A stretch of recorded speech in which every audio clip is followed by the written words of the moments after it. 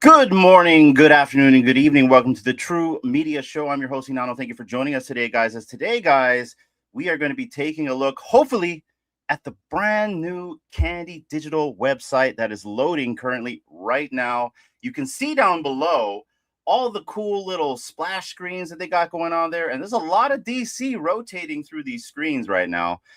So I'm super excited to see what's going on with that. But before we get, actually, I don't know if my wife even knew I went live. D, I went live. She's in the space right now. But anyways, guys, we're here today to take a look at Candy's new website once it loads. I also see you, Pasternak. What is up, Pasternak? You are first. You're always first. Shout out to you. Thank you for joining us today. And then we're going to go take a look as well at the podcast that just dropped with Tad Smith. I believe it's Solana. Let's take a look right here. Yeah, right here. The Solana Foundation just interviewed Tad Smith, CEO of Candy Digital. So we're going to go and take a listen to that while we wait for the Candy website to load. It should be loading up anytime, hopefully. And then also we'll take a look at some news that came out of Candy. Actually, we'll take a look at this first. We'll go over this document that just came out. And then I also want to go over and cover some Pokemon. We'll take a look at TCG. And then I have some community shout outs. And at the very end, I did buy one more Digitoy cube because there's still that one of one still out there. I doubt I have it, but why not? We'll unbox that at the very end of the stream. But that's what we're going to be doing here today, guys.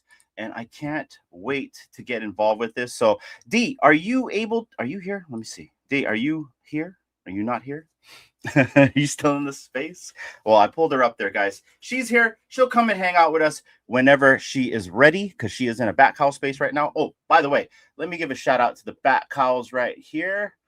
Yeah, guys, right here, they're having a space. If you want to go to a better content creator than myself, go check these guys out. They have been holding it down since day one in this project. Also, I want to give a big shout out to the Candy Digital community and all the active fans that showed up for our interview with Tad Smith last week, guys. If you haven't seen that, go check that out right here. The interview is right here pinned to our YouTube. I'm sorry, not our YouTube, our X channel right here.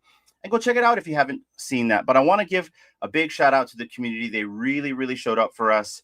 Shout out to the Bat Cows. Shout out to the DC3 comic guys, as well as the MLB guys. I really hope you guys enjoyed that interview.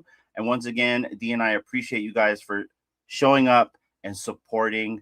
It was very eye-opening, and we appreciate you guys for that. So go check that out as well. But as I said, right now, the Cowls have a space.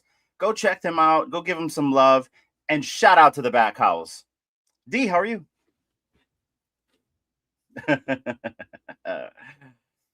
She didn't know I went live.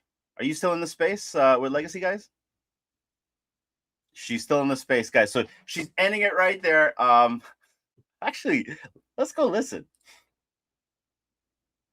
Yep, there she is. Checking a couple of freezes. They froze the site. Sounds like it's ready. They just froze it to do something.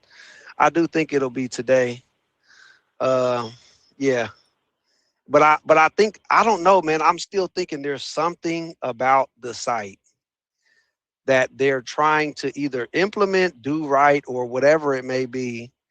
Maybe there'll be a claim when we open up, and they're trying to see if if every account will be able to claim, or I'm just speculating. But all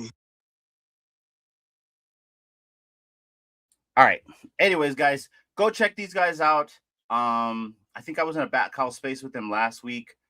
Man, they go long. Like, I think I got into the space at like 9, and I left my PFP in there. I was like working throughout the day because I work in server room, so I just listened to spaces. And they went all the way from at least 9 a.m. my time to like 3 p.m. in the afternoon. They go long. So shout out to the Bat Cows. D, are you back? I'm back. Oh my gosh. Good thing my thing was off. My what you call your thing? Oh, my screen was off. Because I didn't even know that you went live because I was still in the space. Yeah, I didn't tell you. Oh boy. Yeah. What's up, everybody? What's up, Booth? See you. Happening, guys. Yeah, we just decided to go live today to cover the site, which is loading right now, and it sounds like it's almost ready. They're just putting a little bit more bows on there, maybe a golden boe.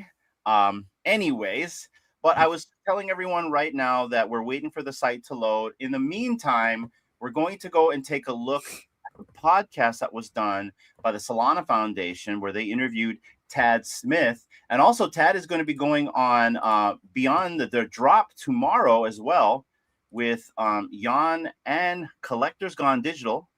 And then the next day after that, Collectors Hub is going to have him as well in Spaces. So Tad is going to be making his rounds this week on CT and YouTube. So take a look at that. But D, before we get into it, there is some there's an article that dropped a few days ago that depicts what we can expect from the relaunch today. So I'm going to go through this article first, and then we're going to take a look and see if the website launched. And if it didn't yet, then we'll go take a look at the podcast. So we have some planned content here just to stretch it out, just to see when this thing loads up. Now, hopefully it doesn't take all day, because if it does, well, we'll just have to come back another time. Maybe cover this on virtual radio. But we will see. Yeah, no, we're not doing a 24-hour stream. I can read too if you want to take breaks. Okay. All right. Well, I'll start right here. So right here, guys. Okay. And this is on Candy's page right now. You can go find it. They have it, I believe, pinned. So, and he's going to go send this down to you guys as well. But let's go through this. It says what Candy fans can expect starting on June 1st. Candy fans, next week is a big one. That's today. Starting today, Candy will begin rolling out the next phase of our platform relaunch, their platform relaunch, including a refresh Candy.io experience. And it's looking like it's loading, guys.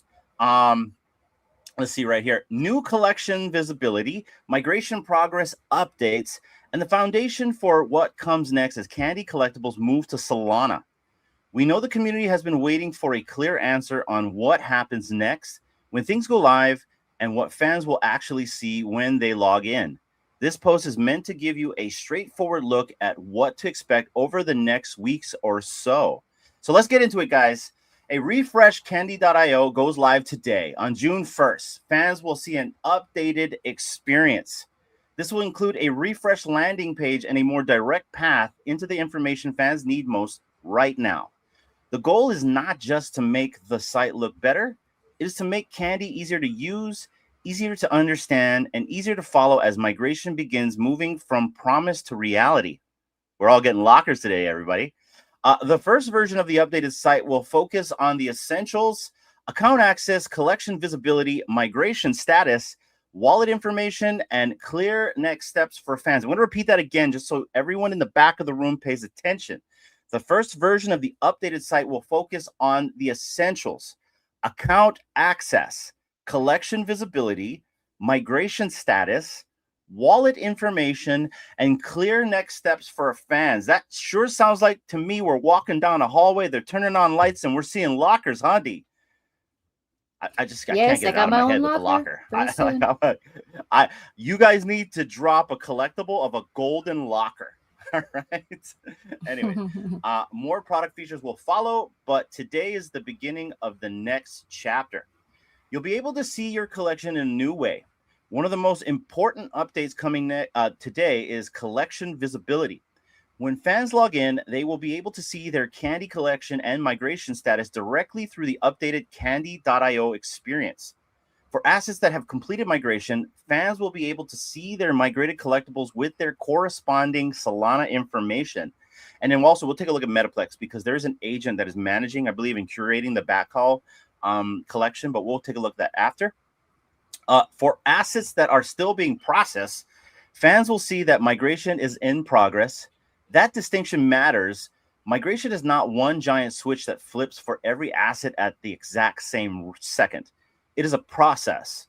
The site will help make the process visible so fans know where their collectibles stand. So it looks like some of this stuff may be still going through migration, and at least they give you some type of meter to kind of see where you're at. I don't know. We're going to have to see on that one. If your assets have not completed minting yet, there we go, you should still be able to see your collection reflected while migration continues. Okay, that pretty much answered my question. I should have just kept reading. The current target is for migration to be completed by June 8th. If you still do not see your collection by that date, please contact the help desk so they can review your account. Excuse me. Solana links and on-chain visibility are coming. As migrated assets are completed, fans will begin seeing Solana-related information tied to their collectibles. That means the updated collection experience will include public-facing wallet information and links that allow fans to view their migrated assets on-chain. This is a major step toward giving fans more transparency and more control over the collectibles they own. Candy has talked about moving collectibles to Solana. Starting today, fans will begin to see that transition reflected more directly inside the product. Your assets will also be supported by world-class storage. As part of the migration process, Candy collectibles are being connected to Arweave. Here, let's put this link down here so you guys can educate yourself on Arweave. I highly suggest everybody read these articles. They provide a ton of information. Reading is fundamental. TLDR, please don't go down that route. Read these articles. Don't just or repeat what I'm saying right here on, if you're listening right now. All right. For fans, the simple version is this. Candy is working to make sure your migrated collectibles are not just visible inside candy.io, but are also supported by reliable long-term storage as part of their move into the Solana ecosystem, hence Arweave. Okay. And I'm sorry, I forgot here. Arweave, a durable storage network designed to support digital assets over a long-term period of time. And I believe they've paid the storage fees for over 200 years on Arweave, if I remember correctly from what he said. So that's pretty cool, guys. Also, at the end of that space, he did state that all of the DC3 comic books are being moved up to Arweave. So that should really tell you their position with DC, since all of those panels and pages and art and stories that have been written by writers and artists are all DC's IP, right? Yep. That should tell you that they gave the okay to let them upload it. So that speaks volumes. Anyways, let's continue. Secondary market trading is expected to follow after migration is complete. The first week of June will be focused on migration, wallet setup, and making sure the experience works the right way. Secondary market trading is not expected to be available until June 8th. So we'll have to wait about a week or so for us to actually start trading and doing some deals. The current expectation is that secondary market access will follow once migration is complete and supporting wallet and marketplace mechanics are ready. That means we're ready to rock and roll after all that is done. The extra time is intentional. It allows the team to complete the migration process, confirm wallet readiness, and make sure fans are not dropped into a half-finished experience. So they're pretty much giving themselves some wiggle room here, a buffer, if you might say, in order to make sure that there is some something that goes foobar, they can fix it. Pack opening.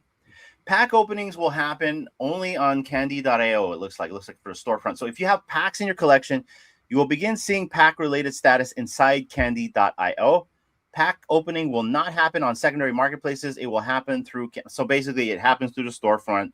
This makes a ton of sense. It's just like DigiToys, same thing. You can't just for DigiToys, I believe you have to unlock it or something like that to get self-custody. Same thing. You can't unbox anything once it's in your wallet. So this makes a ton of sense. This is important for fans to know up front. If you see a pack somewhere else and it cannot be opened there, that does not mean it is broken. The pack opening experience is designed to run through Candy's site. Makes sense. After our transition to the Solana ecosystem is complete, we will re-enable pack opening on candy.io. Our current target is around June 8th, but timing may depend on how long it takes to complete the minting process across the full collection. I got a question for the Candy social media watchers out there. For the guys that watch this content, animations would be so dope, like a pack opening animation. No shade on how the original animation or pack opening was. It was just kind of like you click the thing and it showed up, right? Confetti, guys, anything. You know what I mean? Not even confetti, right? Have a bunch of bats come out of something, right? And you open up a comic, something cool, right? Just a little bit flair. gold for anything, right? Any sparkles, that would be neat. What do you think, D? Go You ahead. know what would be cool for You're at the least CEO. Why are you raising your hand? You know what would be cool for myself is to have my locker, right? Like an animation of a locker. Yeah. And then, you know, the combination code, you see the dial, you know, do the code thing. And then it unlocks it. Your locker door opens. It's like, then all you see your stuff in there. Hey, they could do lots of things. And, you know, with the advent of AI, and it sounds like they're using Claude Opus, I can only assume they can vibe code all this stuff into existence, right? Yes. Because I've been looking at some of these other projects out here. I can tell they're vibe coding just because of how the look and feel of certain things are now. But it's cool, right? You know, it's very cost effective. So, but yeah, True. it would be nice if we had like a really cool unboxing experience or pack opening experience, right? Or just even hearing the pack rip, you know what I mean? And just seeing the pack just go whack, you know? Yeah. That would be cool. But hey, put that in the feedback button, right? Or the feedback Or like when box. when your books, the pages are flipping, just to have that sound of like a. Oh yeah. Okay. So I don't know about the rule. So I don't know if Tad is thinking about the rule of attrition, and or adding a mechanic, right? To have attrition other than burn mechanics, right?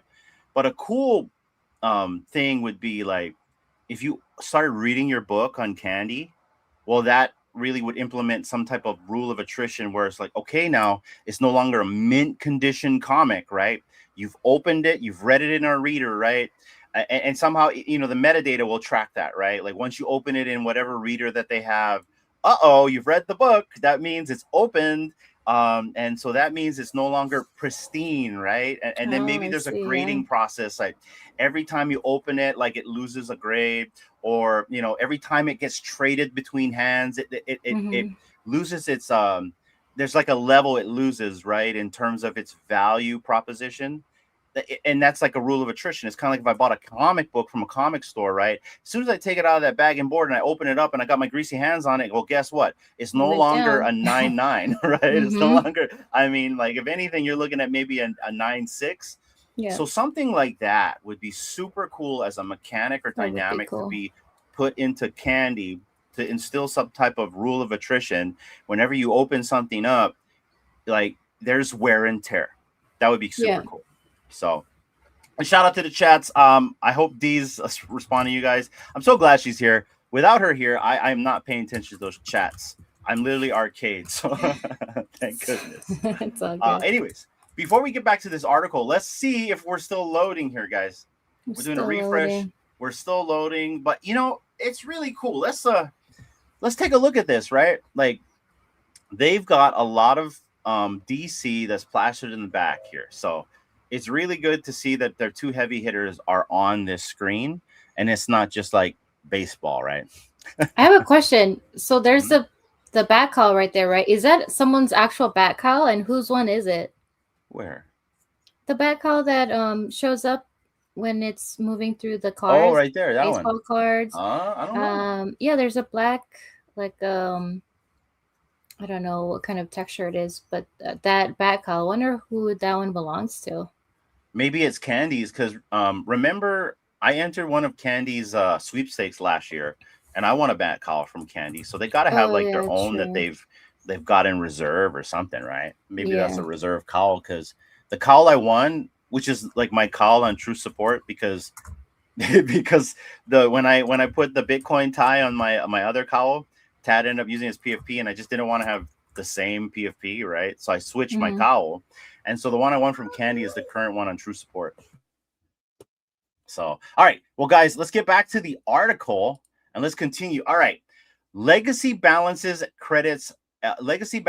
credits are being addressed. So, guys, if you are just tuning in now, we're going over the article that was just released from Candy a few days back, describing the launch of today's website that is currently loading. We're still waiting for this thing to load. Now I know Dee went and checked through the back channels, and she did say that she did hear from someone official that stated that this will be launching sometime in the afternoon, Eastern time. So within any time now. But don't worry, we have we have content that we can cover while we're waiting for this to load. So hopefully it doesn't take all day, because I don't think we're gonna do a 24-hour stream here. I don't think I can do it. But for now, we're covering the article from Candy, and let's continue on. So addressing the balances and credits for legacy accounts. Candy is also working through legacy account balances. Fans with legacy balances should expect more information on available options, including the ability to convert eligible balances into Candy credits and, where applicable, request a withdrawal. Now, what this means is for some of the fans that did a transaction or was trying to take money out or was trying to do trades and then the lights went out, this is for them. And now myself, as well as another community member, we were going to do a trade. And I remember now, I decided let's wait and see what's going on with the site, because we wasn't really sure what was going on at the time, right? Prior to the dark ages. But now that we're back and it looks like we're back in action, we're going to have our own lockers. All of that is still in play. And so this is what this is really about. They're going to really take care of the people that got affected before the lights got turned out. So that's really good. They're doing exactly what they said they were going to do. And I love to see this type of transparency. Let's continue. More details will be included in the updated FAQ and support materials as those policies are finalized. The main takeaway is that legacy balances are not being ignored. They are part of the relaunch work, and Candy intends to give fans a clear path. So that's cool. They're not going to leave people on the wayside and say, hey, we got to relaunch first. You're just going to have to wait another 9 to 6 months and we will get to you. They're getting to you now. So that is good. Once the migration and self-custody work is in a stronger place, the team will shift more focus towards new product features. The product and features include future sales, new packs, pack openings with hopefully some animation, guys, gold, auction formats, and other collecting experiences that can help bring more energy back to the Candy platform. Today is about getting the foundation right. What comes after is about building on top of it. June 8th is the current target for secondary market functionality, but let's give them some grace. It could be longer than that, but they're shooting for June 8th. The first primary market sale is expected to follow in the second or third week of June with an official date to be announced. And yes, there's plenty more coming. What fans should do next? Starting today, fans should log into the candy.io and check their collection, which is still loading, guys. Let's refresh. We are still loading. All right. As part of this updated experience, fans will also be required to set up two-factor authentication. This extra security step helps keep accounts information protected and will be required for Candy accounts moving forward. Now, guys, I just say it like this. I'm a boomer. So if this boomer can download an app and figure it out, you can too. It's not that hard. I use the Authy app, AUTHY, super easy. All you do, because Candy's going to give you a QR code, is you scan your app to that QR code, and then you will have a profile saved in that authentication app, all right? Every time you log into your Candy account and it says, go check your Auth app, you just open it up and you'll see it there, and you put the code that's in that app. Super simple, guys. We'll go through this exercise if we're allowed to on stream, but it's not hard. And if you have trouble, you can literally just go to an LLM like Grok, well, Grok's not an LLM. You can go to ChatGPT, or you can go to Grok, and you can ask it to give you step-by-steps if by some chance you're having trouble. But it's not that hard. It's super easy. Let's continue. Fans will also be asked to review and accept Candy's updated terms of use and privacy agreement when accessing the platform. From there, you will be able to see what has migrated, what is still in progress, and what next steps may be available to you.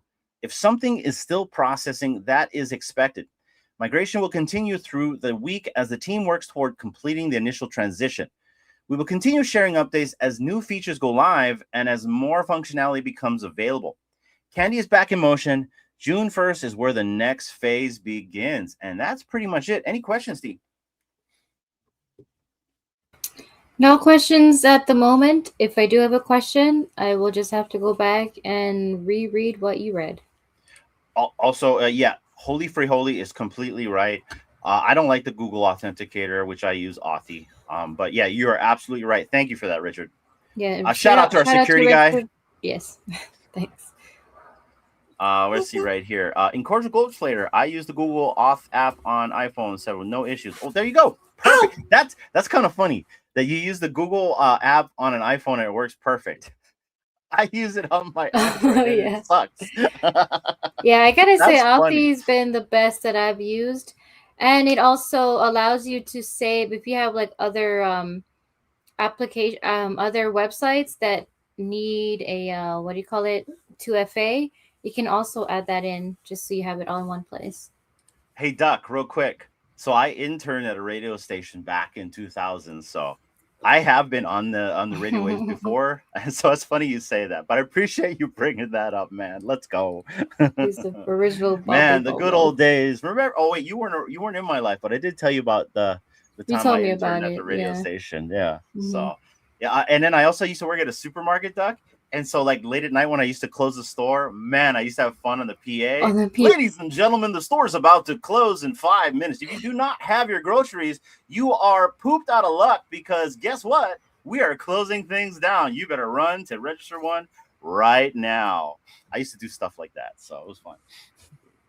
Anyway, We used to have to do that, and the worst part was you know, when it was like last call for Alki, that was when yeah, like you had to give them the 30-minute countdown, the 15-minute, 10-minute, because seriously, if when it goes to that certain time, the system doesn't let you scan it. that's it. Yeah, It's yeah, it not my locks fault down. that you were a second late. It's like it's not my fault. I Oh, told they you. used to get so mad too. Oh Like, and yeah. you see them run it, right? You know, Mm-hmm. and it's like usually the ones that get off work and they just space and they're Yeah. cheap. They don't want to go to the gas station to go get their fix. They want to go to the store where it's cheaper. Yeah. But yeah, no one's ever mindful of time. But and then when they get there, they're like, "I'm here." I'm like, "I can't do nothing." Like, look, Yeah. my register's locked. It's not me. It's the computer. Yeah, but anyways, I used to have Anyway. fun there too. But yeah, we're still loading here, guys. We're loading. So Loading. yeah, but anyways, if you guys haven't yet, go and check out this article. They're dropping all types of articles. Also, another thing I noticed whenever you're listening to Tad, I'm gonna mute you, D, because I hear the producer. Whenever you're listening to Tad, I notice he likes to drop hints in certain things on what he's saying if you're really reading between the lines. So really pay attention because, and I don't know, I haven't watched it. I haven't listened to this Solana podcast yet, and we're going to listen to that in just a minute. But we're going to see what kind of information he's dropping here because I notice he's really good. He's a really good public speaker, guys. I think because I'm in communications, I've talked with a ton of CEOs. I've been in a lot of business meetings, and we've had, I don't even know how many CEOs have come through this door. But for him, he reminds me of one of my clients. I don't want to say who he might even know one of my clients if I think about it. But and you know who I'm talking about. I'm talking about DL, right? So I know what you're talking about. On the down yeah, low. DL, yeah, the down low. He is good at telling you things without telling you things up front. And I noticed certain businessmen are really good at that, like giving you the answer without literally Being giving so you the obvious. answer, right? Yeah. Yeah, making it so obvious, right? And you got to think like these guys probably want to tease their stuff. They're probably choosing the right time to tease their stuff.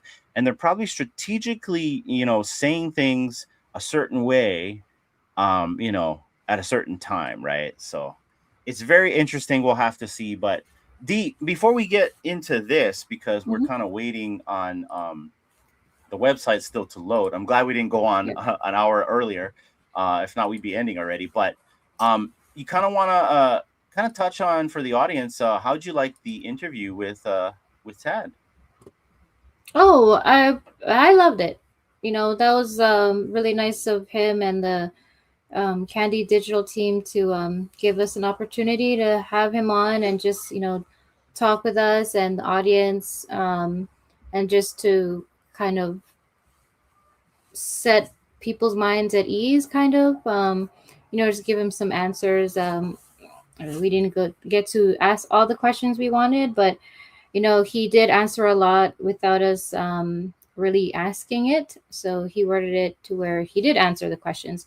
Um, yeah, I mean, he's a very smart guy. And just what we had a lot of people had like were uncertain about the whole DC license, and they know what's going to be happening to their comics. DC is not being forgotten. It is, they do have DC. It's just going to take a little bit longer than MLB. But Yeah.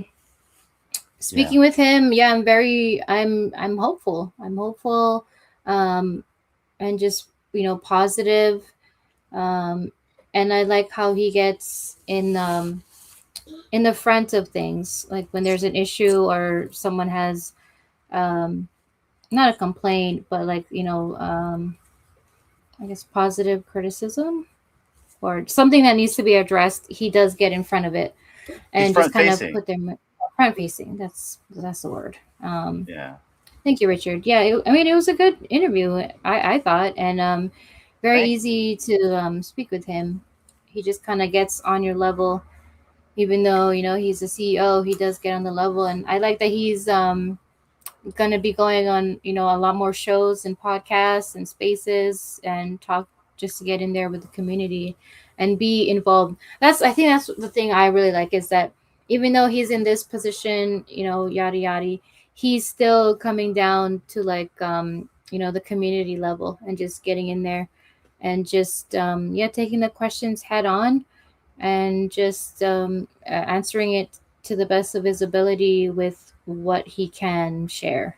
Because I know there's things that he probably can't, because we're not, we didn't sign any NDAs or anything. So Well, yeah. let's do some comparisons here, right?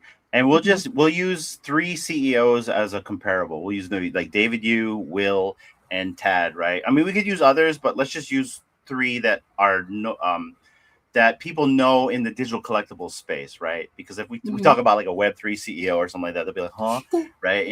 But let's just use those three as an example, right? And we've interviewed all three, right? So let me give it a comparable, right? So David, for me, whenever we have David on the program, I know that we're going to have a great time uh, talking about collecting. I know we're going to geek out, and I know it's going to feel like we're in a comic shop with him, right? That's David Yu. Now, if we go and hang out with Will, I know for that one, it's going to be a little bit different. It's going to be more of like a chill vibe, right? It's going to be more of kind of like you're kind of like hanging out, like probably in a Florida room somewhere, chilling out, having maybe some lemonade and talking story. That is kind of the vibe you're getting from Will. And then you got Tad, and Tad reminds me of my clients. He reminds me of all the clients that I've either worked with, collaborated with, or service. Because they're high end. He reminds me of that type of personality, right? And but but easy to talk with, not unapproachable, like an approachable person that's kind of been in the game for quite some time. So and that's why when we talked with him, because we had an interim prior to us going live. He came a little bit early, so we got to get to know each other a little bit better. Yeah, that I think interaction that we had made it so much easier, because after that interaction, I'm like, okay, you totally remind me of like one of my clients. And that's how I talked to him, right? When we were on the program on Thursday, I talked to him like how I normally talk to DL. you know and you already know how close I am with DL, so and it Yeah, worked out and great.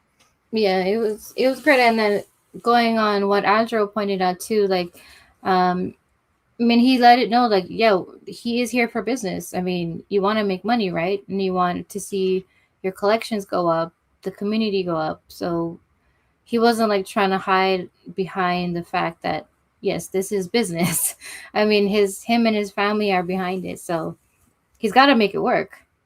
Yeah, and also, like, he explains everything he's gonna do. He saw the value prop. At the same time, he pretty much paid for everything to save the collections, keep everything afloat. So he's explained everything he's done from step one to now, right? Or from A to B. So we're just gonna have to see how this plays out. But I agree. 1,000%, Adro. I am with you.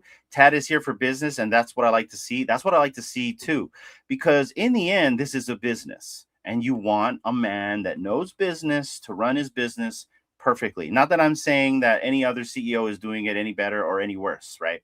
But it's just good to see that for this project, this new CEO, he looks like he's got it on stride. So we're gonna have to see where it goes. Goat Slayer, I appreciate Taz's transparency regarding the DC license, but it did not quell my concerns, which isn't his fault. DC is very fickle and spread with their IP in weird ways. Still thinking DC Comics lands on VV. I don't think so, my friend. Here's why. They migrated all of DC3 comic books to Arweave. So that tells you that not only is DC Comics still with Candy, they wouldn't be able to do that if they didn't have DC's blessings or the license, though. But that doesn't necessarily mean DC won't show up on VV's platform, because they're there already. I believe there's some modern books there too. And, you know, DC and Marvel has always collaborated in the past. I don't know if you've ever collected those amalgams. I actually have a really cool book I got from Fanable that has all the DC and Marvel characters on the cover. It's pretty dope, you guys. Like, I want to blow it up and put it up on my wall and stuff like that, though. But I don't think DC is going anywhere, because, guys, go and look at the loading page right here. There's a ton of DC to be found. But you can find all the pages on Arweave, and that was the denominating factor, guys. That should have really told you guys that DC is still on board, because DC wouldn't allow their pages, intellectual property, advertising, art, literature written by artists, art from Jim Lee, to be uploaded to a decentralized storage unit if DC didn't have a blessing. I don't know how else to put that, but that's how that's going to lay out for that. Still not happening yet, but yeah, let's see. All right, let's go. Duck and cover. What counts for me is that people that matter, decision makers, see the future, and we have to be invested in ourselves. That's right. In a long run, they may stay on Candy, but re-release through VV. Just my thoughts. We'll have to see. But like I said, in the end, I think these companies will make more money collaborating. Let's really just do speculation nation here. Imagine one day you see Wolverine right next to Superman, right? It's not about if it will happen. It's about when it will happen, the people involved to make that happen, because someone is going to be like, well, wait a minute. Instead of competing for money, why don't we both make money together? Can you imagine that? So I can just imagine that it's going to happen. But let's just go with this whole thing about up and to the right, and we'll see what happens with that next. Duck. I don't mean invested our money. I mean invested ourselves. Yeah, no, I got you. I got you, man. Ghost Slayer, I'm all for whatever gets me comics. It's why I'm in the digital collectible space. Full stop. That's it. In the end of the day, that's all about just enjoying what we love to do over here. I'm a comic guy. Duck and Cover is an art person right here. And then we're all here just really perpetuating the Web3 space, right? And I think we're all here just for the ride. And I'm enjoying it, guys. I'm having a great time. Still loading. So how's about we go and listen to the podcast with Tad Smith and the Solana Foundation. Guys, I've already got it pulled up. I'm going to play it. Let's go. There's some music. Hold on. Let me talk to the audience while I play the music out. So I got the little dude here, so I'll do my best. But yeah, so I'm just checking. I'm checking Discord. I haven't seen any anything. Okay, we're good. Any updates or anything. So yeah, we're still loading at the moment. Yeah, it's good to see people are actually like, chatting about it in the Discord channel. Love it. Oh, I should put, if you guys, let me put the Discord link in the chat. If you guys want to go to the Candy Discord, chat it up with the community members there, as well as Casanova. There's a link there for the Discord. Let's see here. And I like that the Discord is a lot more cleaner. It's not so inundated with channels and stuff. Because between did they that, clean it up? Yeah, either it was the candy one or the DC. Because I was in 2 Discord servers before relating to DC. And I was just like, there's what are you doing? There's just so many channels, but it looks like it got cleaned up.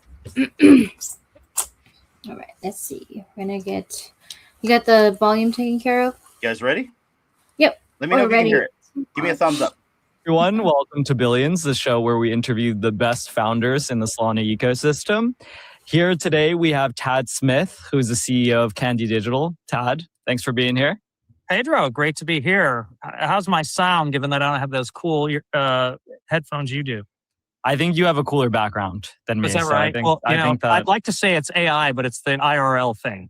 it's the IRL. It looks beautiful, and the shirt you have on is awesome as well. Thank you.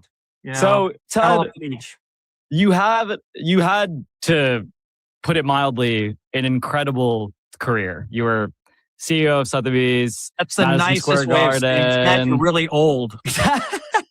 You're very experienced. No, but that's now, right. That's the ticket. Now you're chairman of the board of Doodles, leading Candy Digital. I'm just curious, you must have gotten this question so many times, but you've had a plethora of amazing different experiences. How the heck did you end up here in crypto? And how did these other experiences shape what you're building today at Candy? Sure. Well, I mean, I've been a collector for quite a long time and a lot of different things. And of course, you can't run Sotheby's for nearly 5 years and not have a great enthusiasm for collecting. But one of my former colleagues at Sotheby's introduced me to Bitcoin a number of years ago. Sadly, I sold because it went up so much. Bought a lot more later, but that's a longer story. And I have also had the pleasure of being, until recently, a partner of Dan Tapiero's at 10T Holdings and 50T. So I was in a growth equity fund that went way down the rabbit hole of what you call crypto, digital assets worldwide, all that stuff. And so I've had I've been really, really privileged to have a front row seat in the last sort of 5 years of it. And so I'm all in. You're all in. Tell me, you talk a lot about you talked a lot about in some previous podcasts around how you developed a thesis around art as a store of value. What the heck is money, right? Like these very abstract concepts. And I'm curious if you could talk about it applied to the Candy thesis today when it comes to digital collectibles. Okay. Let's do, I love the way you framed it, Pedro. It's very, very smart, if you don't mind my saying, because let's frame it first against art and then against Bitcoin. Let's do Bitcoin. Cool. And let's ask the question, compared to art, why do digital collectibles act less as a store of value? And then let's ask, compared to Bitcoin, why do digital collectibles, or historically, why have they not served as good a store of value as Bitcoin? All right. So let's start with art. One of the things about art that's really powerful is you own it. It's clear. You can take any of these things behind me off the wall. They're signed. You know that they are created by an artist. This one and this one are units of one. This one is a print, but I know exactly how many there are. So you have built-in scarcity. You have portability. You have custody. You have some powerful things there. And not surprisingly, you also have a mimetic quality that people like you, people like me, our listeners today, some of them like art, some of them don't like art, most of them like some kind of art. That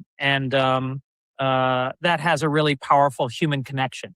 So the notion of desirability, scarcity, safety, portability, and what am I missing? Security. Did I miss security? Security is really powerful. And that's what makes art a good store of value over long periods of time, and has been for literally centuries. Okay, so let's pivot now to Bitcoin. Bitcoin is far more recent, obviously. but it has certain qualities that make it a good store of value also. Finite number is key. A predictable inflation rate is key. A mimetic quality where it has utility, or it's mimetically enticing, it's desirable for people all over the world who are trying to hide assets, or not hide assets per se, but hide assets from confiscatory governments that are trying to steal your assets.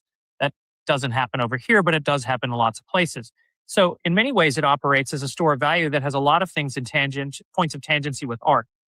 So now let's say, okay, well, what is it about digital collectibles that has historically made it different? The first thing is inflation. It's never really dealt with the scarcity problem. The second thing is that most digital collectibles that have a powerful brand behind them require a license royalty to be paid every time it's resold. And unless you have a protocol that enables that, you can't just do pinky swear. You've got to actually have a real way to prove it. And absent that, it means you're on a blockchain that's small, that's subscale, that doesn't have liquidity, and that can go dark when it runs out of cash. Not good. So that means digital collectibles are limited by the fact that they aren't safe, aren't necessarily secure, don't necessarily have liquidity, and don't have a lot of security. But surprise, surprise, the deal with you fixes all of those things. And that's what Candy's about.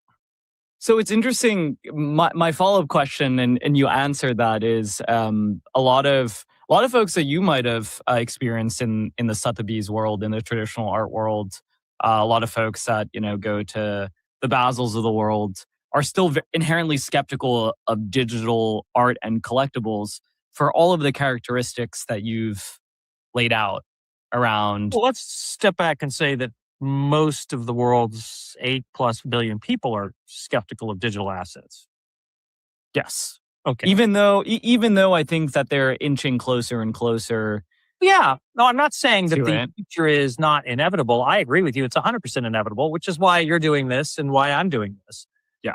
It's 100% inevitable, but adoption takes a long time. And that means there's going to be a wall of skepticism all the way up the adoption curve.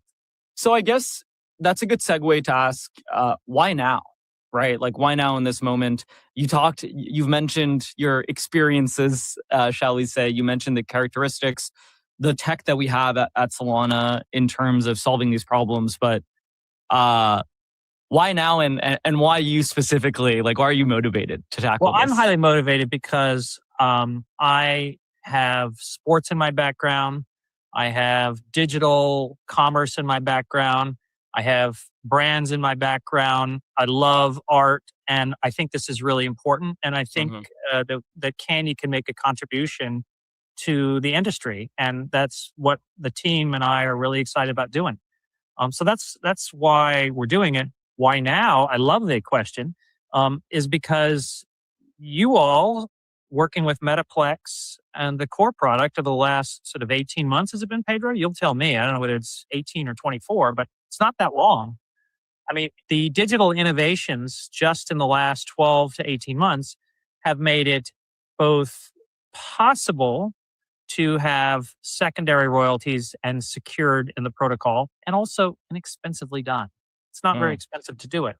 And that is a big innovation that makes a huge difference. And if you layer on top of that the AI capabilities, which collapses the cost structure of doing what Candy has historically been doing, and by the way, the agentic qualities of creating whole new streams of commerce through these processes and through the kinds of APIs and protocols you guys do, wow, bang, that's great. Now's a good time to do it. If not now, when? I totally agree. Well, I hope so. I mean, when they named it billions, they could have named it thousands, but let's stay with billions. It depends. It's millions depending on the market, or trillions depending on millions on or the day trillions, as well. but not thousands. For listeners who aren't familiar, What is Candy Digital today? You know, like what's in the inventory? Candy is a company that has the worldwide exclusive rights to Major League Baseball to produce mostly digital trading cards, digital baseball cards, as well as a different license from DC Comics that creates digital comics. And what we do is we create them pursuant to the license, and we sell them in what we call, or will call, because we're relaunching the site June 1. So this really is, you're getting a little preview this of next week. What we will call the primary market, where we sell these things that we create to you or agents on your behalf at some point. And then you all will have a wallet from us. You'll take custody of your asset, and that will be minted on Solana with Metaplex Core, and you'll be able to trade it on any third-party secondary market that allows you to trade it with Solana NFTs, which currently is Magic Eden and Tensor. And, you know, hopefully I keep my fingers crossed that OpenSea will add to the party too. I mean, I would love to see them do it. I know from a friend there that, you know, it's been on the development queue forever, and I hope that they'll get busy and do it. It's a good carrot to add Solana NFTs, to say the least. Well, yeah, no, I'm a huge fan of OpenSea, and I'd really love to add them to this party. Yeah, 1,000%. So I'm curious, you guys have an amazing book of IPs through DC Comics. You talked about this, you know, enforceable royalties. Is this the standard, you know, collectors, or creators earning royalties on the secondary marketplace? Or you talk a lot about licensees on different podcasts. I would love to understand the innovation that you guys are doing around licenses and royalties there at the protocol level. So let's step back and say that it's not obvious that a licensor should receive a royalty from a transaction, call it 20 years in the future. I mean, that's not obvious. I mean, interesting. Let's suppose this painting right here, that artist happens to be Warhol. He passed away a long time ago. If it were sold, that piece right here were sold at auction in the United States, it would not remit a royalty to the Warhol estate. If that same painting were sold in France, it would remit a royalty to the Warhol estate.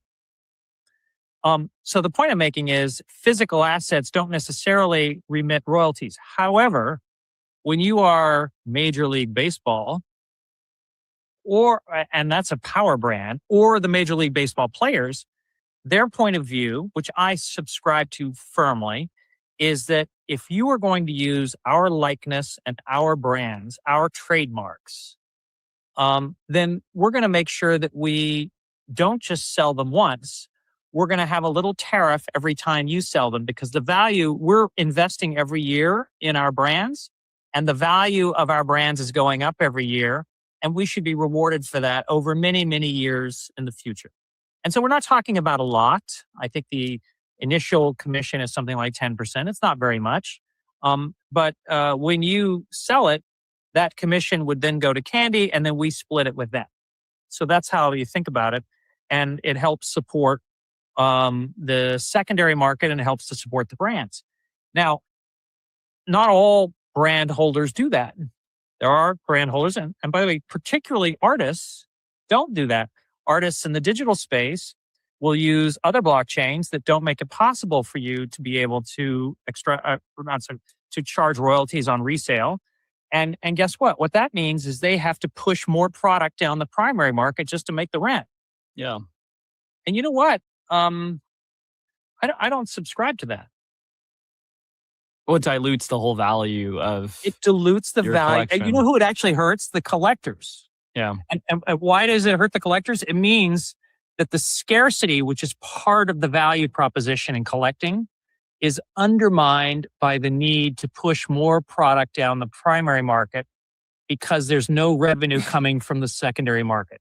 And let me stay with this. And as the primary market becomes more flooded, price goes down, and the secondary market gets starved. So do you think that in your mind, royalties, enforceable royalties are a way to capture that value while you guys are appreciating A without modest enforceable royalty is a necessary condition, in my opinion, to a thriving secondary market. That's interesting. So tell me about the By the way, Pedro, Yeah. can we just pause 1 sec there? Yeah. If you ask me to boil down the single most arguably controversial proposition or innovation of what we're doing, it's actually embedded in that statement, which I don't think I've said before anywhere, which is the single most important thing to a healthy secondary market, which is going to be good for collectors, is the enforceability of royalties, modest royalties. That's tremendously controversial. So why do you think why do you think so? It Because makes it's not sense immediately theoretically. obvious. First of all, it's not immediately obvious why, if, my wife Caroline sells a digital baseball card or a bat cow, if you will, 10 years from now, DC Comics and Major League Baseball should get a little piece of the action, much less candy. It's not immediately obvious. But it is obvious to me in that if she's unable to do that, she has to push more product into the primary market, which depresses all the prices and kills the collectors. And kills the collector's value, but also destroys the secondary market. So, but when I say obvious, it's not obvious. It's sort of counterintuitive, actually. But that insight is the key insight behind candy and the strategy. Is this a problem in traditional industries, say Sotheby's? Did you see this play out? Yes, with there was artists? a lot of significant concern on the part of the artist community about Sotheby's or U.S.-based resale of art not having a sort of royalty remitted to the artist. Significant. As I said, it happens in your EU. The EU has it. I believe the Britain has it too. How is it enforced? Is it like it's a good faith? No, it's Argument? like a tax. It's enforced like a sales tax. So if, all the auctions in the EU, they're all registered. It's all a matter of public, everything is posted publicly. All the things are matter of auditable record. And Sotheby's and Christie's and Phillips and all those, they need to keep track of the royalties and remit them to the appropriate places. It's interesting because it's kind of what you guys are doing for us. Yeah, I mean, Good thing. a lot of this is pattern matching. That's kind of what I'm very interested in. I think a lot of the problems that crypto is facing, or that folks in crypto is facing, a lot of it is pattern matching to problems that creators and fans, collectors have faced in the past in previous industries. Now I think we have better tooling to actually fix them. Granted, the UX might be a little more jankier, than we're working on that. But that's why I'm interested to hear your opinion on the Sotheby's, on the MSG side, because I think learning from the past is something that we don't do enough in crypto. Well, learning generally, and we'll definitely, past is there, we'll take that. Thank you very much. I'm with you on that. Acknowledging the past is a small step. Mild acknowledgement of the past. So I'm curious what new, you mentioned agentic experiences, right? Like, what are you most excited about post migration of the Candy NFTs to Solana? Like what fan experiences? Yeah. Well, let me do near term and then I'll hit agentic, because agentic is not near term, but it isn't long term, but it's something in between. So in the near term, I can't wait for after June 1, the first sale of one of our fans' assets on, call it Magic Eden. I can't wait for that to happen. And the reason I can't is because that symbolizes the security, self-custody, true ownership, and liquidity that that we at Candy are promising our fans on your platform, by the way. That's where the rubber meets the road. Somebody is gonna, after June 1, is going to have the wallet that we gave him or her full of digital assets that are that person's, and they've been waiting for months to get, years in some cases, on their wallet, and is going to plug it into Magic Eden and they're going to make a sale. And sure, we're going to get a commission from the sale, and we're thrilled to get the commission. But what we're mostly going to be thrilled by is, oh my goodness, that is the beginning of digital commerce for all of these digital assets, safely, securely, on a level 1 blockchain that isn't going out of business, that's in great shape, and an open market system. How about that? That's my near term. That is a big deal. And I think folks It's a take that huge for deal. granted. Yeah. And by the way, here's the thing. You guys know, for a large class of collectibles, it hasn't happened yet. Yeah. Well, it's going to happen in a month. It's going to happen next month. Might even start, actually, we're only 27, so it could happen soon. Soon. That's a matter of days. That's some alpha. So tell me about the long term, right? Like that's about like fixing the foundation. Suppose you and I assume like me, you're a power user of AI, you're all over co-work and also code and all these other things. So one of these days, my best guess is we're going to have, and this could be really soon, we're going to be probably using MoonPay for this, and they will be enabling us for agentic commerce using the Solana platform. And we're going to have someone who has sent a prompt to an agent telling them, hey, go find me an interesting, I don't know, NFT gift for my grandson who loves baseball. And that agent will be searching the web, and potentially, who knows, Pedro, maybe it will actually bid on a really interesting card in an auction on Candy. Or maybe it will buy one from you on a secondary market, and the royalties will be automatically remitted. And then not far beyond that, maybe there will be a prompt that is more generic. Find me interesting collectibles and areas that I should be looking at for possible new collection ideas. And then an agent will go out and scroll the web and find them and then execute commerce in ways that the human prompter never even contemplated. You mentioned the magic word, which is auction. And you've talked about in the past how you think auctions are underrated. And, well, I'm underused. Underused, sure. and I'm curious. I don't understand here I'm going to bash the crypto industry. Ready for this? I'm going to bash all you young people. What's with the drops? What's with the drops? What's with the drop? I mean, let's talk about drops. I mean, if you asked me, you're in a world where you don't know the supply. I mean, you know the supply that you're going to put out there, but you really don't know the demand curve. Why on earth you would simply drop a whole bunch on a population with an unknown demand curve and just sort of hope it works? And one of the fabulous things about auctions is that they rationalize price, and they also manage to connect the supply efficiently to demand. It's not a lot of guesswork. So you validate the demand before revealing supply, price, etc. So you guys are going to bring back auctions in the traditional We are sense. going to use auctions. And I'm talking both the standard ones for the really, really elite stuff. And I think we're going to experiment. We're certainly thinking about Dutch auctions for the mid-tier.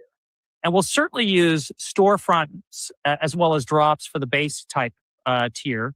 But we're going to experiment with all sorts of delivery mechanisms. The other thing is, I have to say, one of the nice things about auctions is there's time limitation and there's gamification of it. So they're fun. They are fun. I mean, why should we collect if it isn't going to be fun?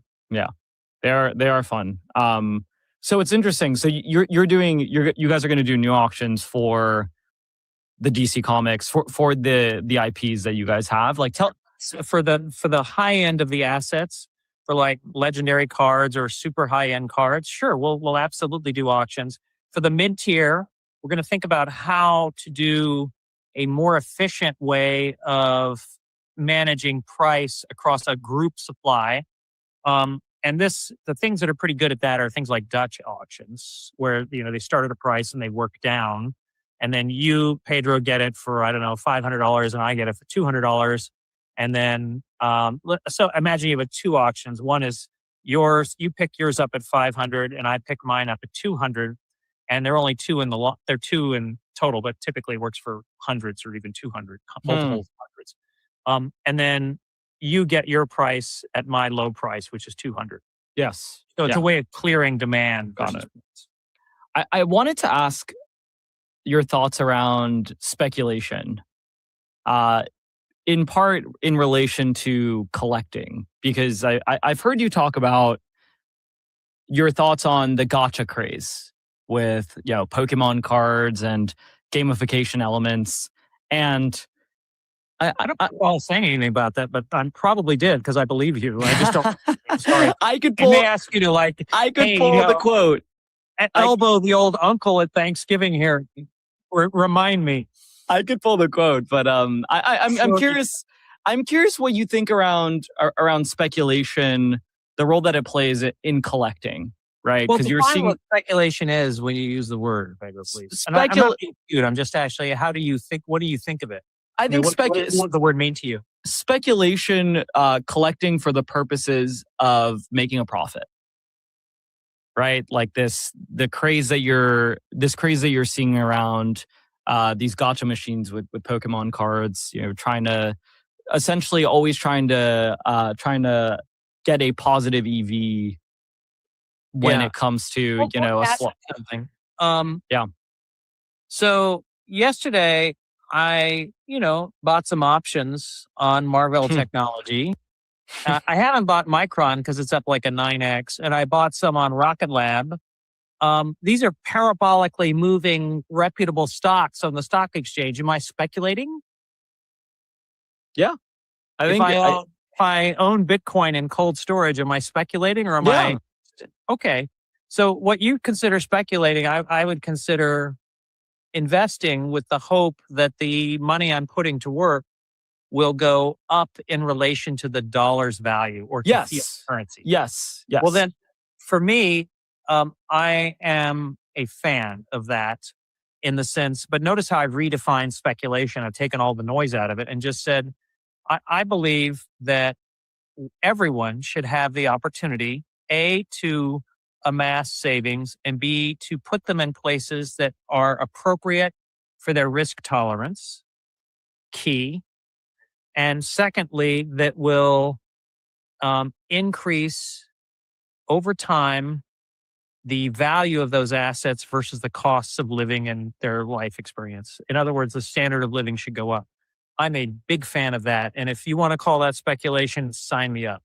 Yeah, I think I totally agree. I think from an investing perspective, I 1,000% agree. I was curious around how... not just from an investing perspective, let's just talk about from a living perspective. I mean, if we step back and we think about why, I am in crypto, you're in crypto, why Solana, why Ethereum, why Bitcoin, why the rest of them, insofar as they matter, is because fundamentally there's been a problem and the money it isn't working very well, the traditional money. And that's what we're trying to solve. And the reason we're trying to solve it is because it's better for everybody. Everybody's standard of living goes up. Everybody is better off when Solana works really well. Everybody's better off when Bitcoin works really well. Everybody's better off when the banking accounts work really well. Yep. It's really expensive and sort of clogged up to have a bad or not a very efficient banking system. I 1,000% agree. I'm sorry to preach, but and I think blockchain networks, I think the beauty of that is owning network tokens or even owning, depending on other tokens, you own a portion of the network, whether it be through staking, right? Like the value of the network is correlated, with a premium, but also with activity on that network, and you're able to buy into that. That's right. Financial services shouldn't just be the province of the rich and the privileged and the elites. It should be democratized. And think about all the things that Solana is democratizing. Yeah. It's a long list. And it's a really long list. So I mean, that's why I'm in crypto. You don't get that gold star, Pedro, but but you are providing a powerful public good, and so that's important. We shouldn't understate it. And I think the value of the network is defined by builders and visionaries such as yourselves, right? Like the people who are taking the platform and who are actually getting users onboarded, like explaining to folks.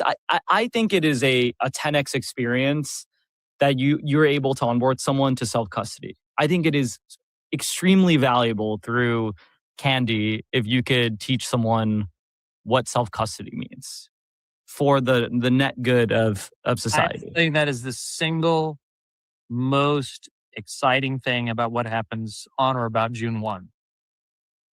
Yeah. I mean, I said the second aspect of it, which was then they go on Magic Eden, say, and make a trade.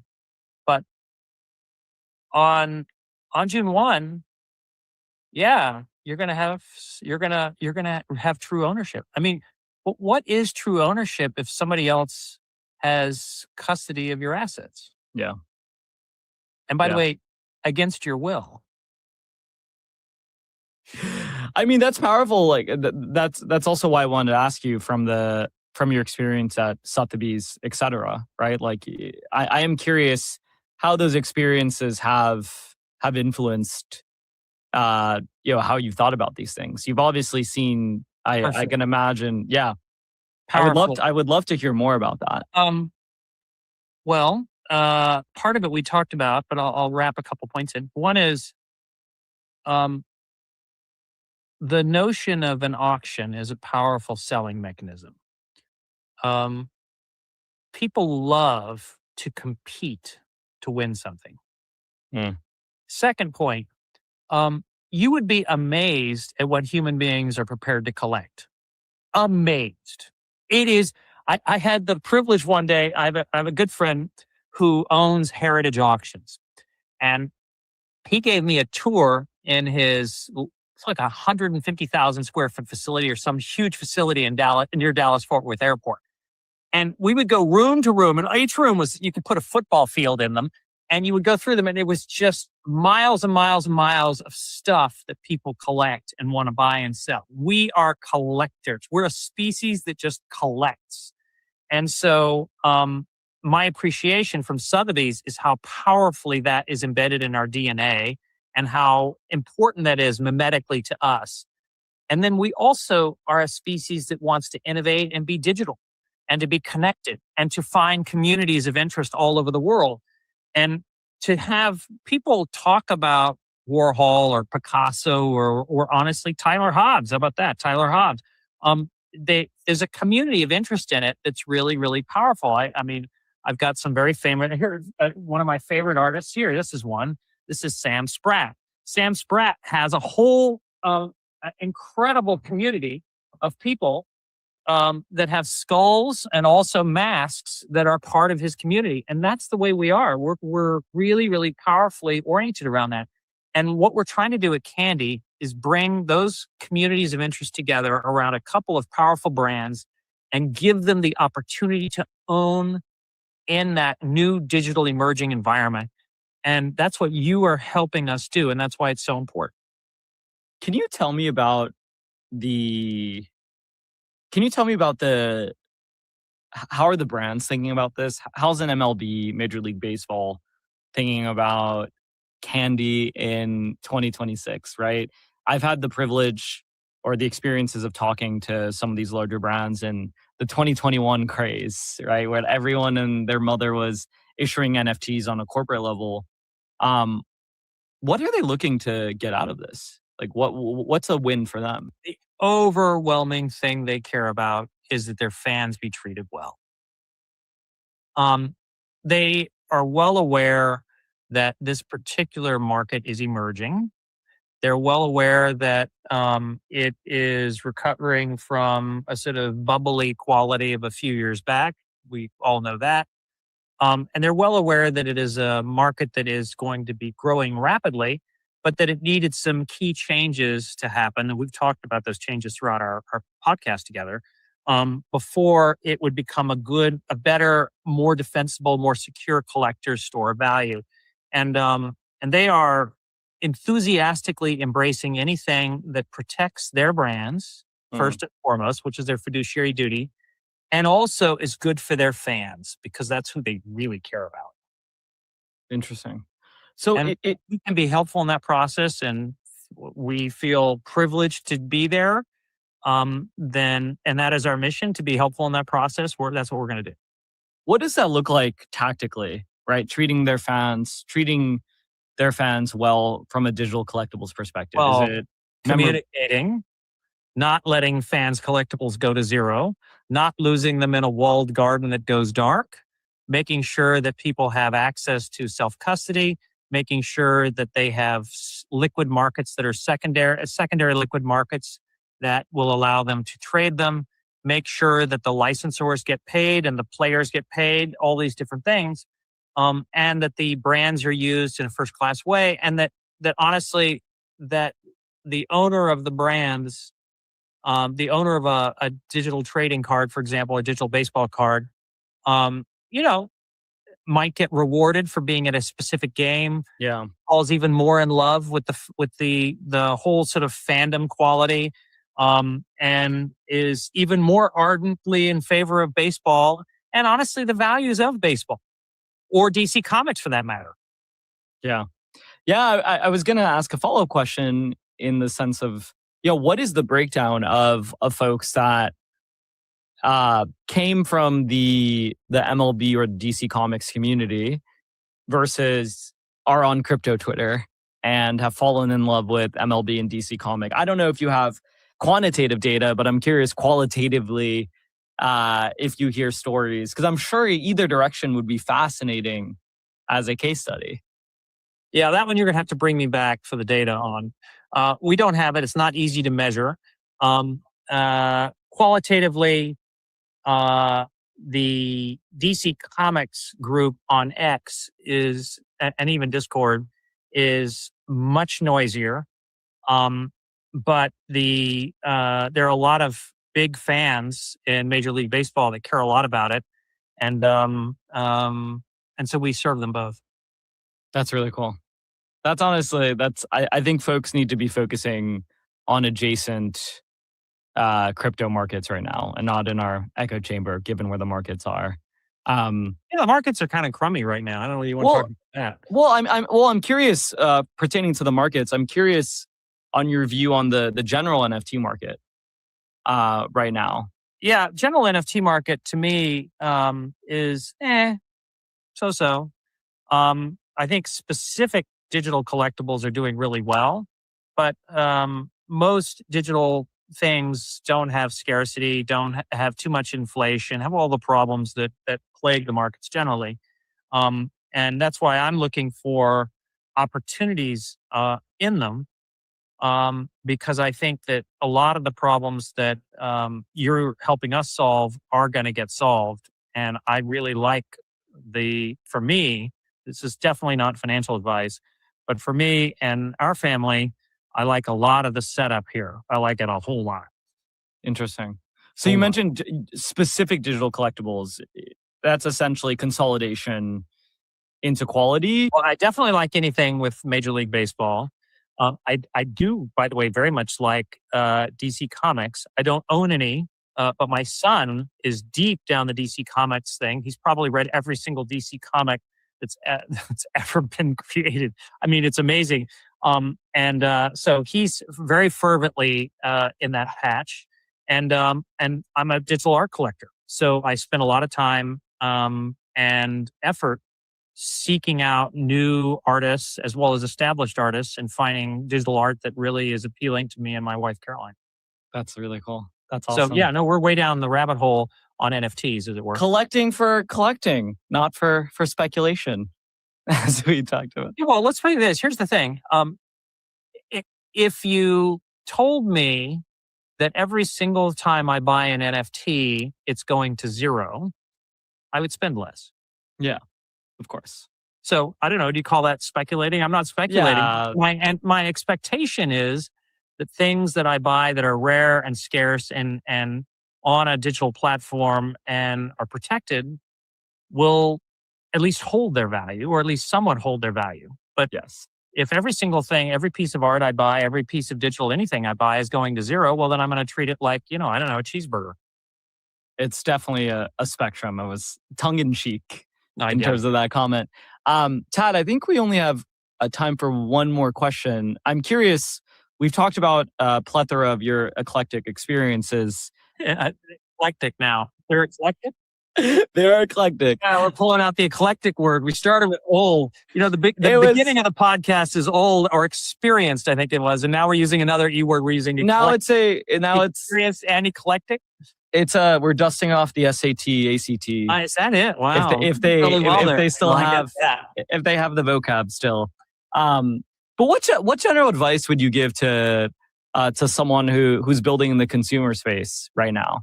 Right, you mentioned this is the perfect time, like the perfect setup. You mentioned AI, you mentioned some of the affordances that Solana gives you, but I'm curious just in general, right? Like, what advice would you give? And well, it's basic stuff that you probably have everybody say the same thing, but I'll just toss mine in. One is be clear on the problem you're solving. And by the way, if you're not solving a problem, be really clear on that. Second thing, keep your overhead really, really low. It's really easy when you've got venture capital sloshing around to be loading up on VC money. It's really hard to undo high overhead. Really hard. And by the way, when you begin to start trimming overhead, it means it's often a little late. Better to do it. And the third thing, and I hate to say this, it'll make me hugely, hugely unpopular on your show, but I'm just going to say it anyway. If you are trying to create a new business and you are not embracing all aspects of AI, then you are definitely missing the headline. You simply have to be doing that. That's excellent advice. I think that it's not what everyone says. I think folks think the basics are too simple sometimes, and they make things complicated by doing so. Well, complicating things, I always find, one of the smartest people I know is Imad Mustaq. And one of the things I love about everything he says is it's incredibly simple when it comes out of his mouth. Something incredibly abstract and complex is made so simple. Einstein did the same thing. He made it so simple to understand what he was saying. And if the business model that you're communicating, or entrepreneurs launching some business, and you just can't seem to understand it, Pedro, or I just can't seem to understand, either there's a problem with me, which is likely. With you, there is unlikely a problem with you. So my guess is if you don't understand it, it's because it isn't well thought through. I think the best quality that the smartest people share is the ability to explain things simply. Just really simple. Across domains, I've seen that. In the case of Candy, it's why can't I own a piece of important baseball history or DC Comics history in a safe place and have it forever? Why can't I do that? Why can't I have an agent go buy it for me? Why can't I have fun showing it, displaying it, trading it, talking about it? Why can't I meet other people doing it? Simple That's stuff. awesome. Simple stuff. Simple stuff. That's awesome. Well, Todd, thank you so much. I appreciate your time. I appreciate all you guys do, and it's an honor to be on. It was a delight to be invited. Super fun. Excited for Candy Collectibles to land on Solana very soon. And thanks for sharing. Yeah, a matter of, I don't know, when do we come out on this, by the way? Probably next week. We'll see what Brandon. So we'll see what Brandon. We're already going to be June 1. We'll be past June 1. I love that. I won't hold Brandon to it, but I appreciate whenever your Brandon time. decides we're coming out is when we're coming out, I guess. I appreciate your time, Todd. Thanks for. Thank you, Pedro. Thank you, Brandon. All right, how was that, guys? D, thoughts? That was good. I find that I might have to go back and listen, because I find that if I'm just listening and not seeing the person, I don't remember a lot of it because I'm just listening.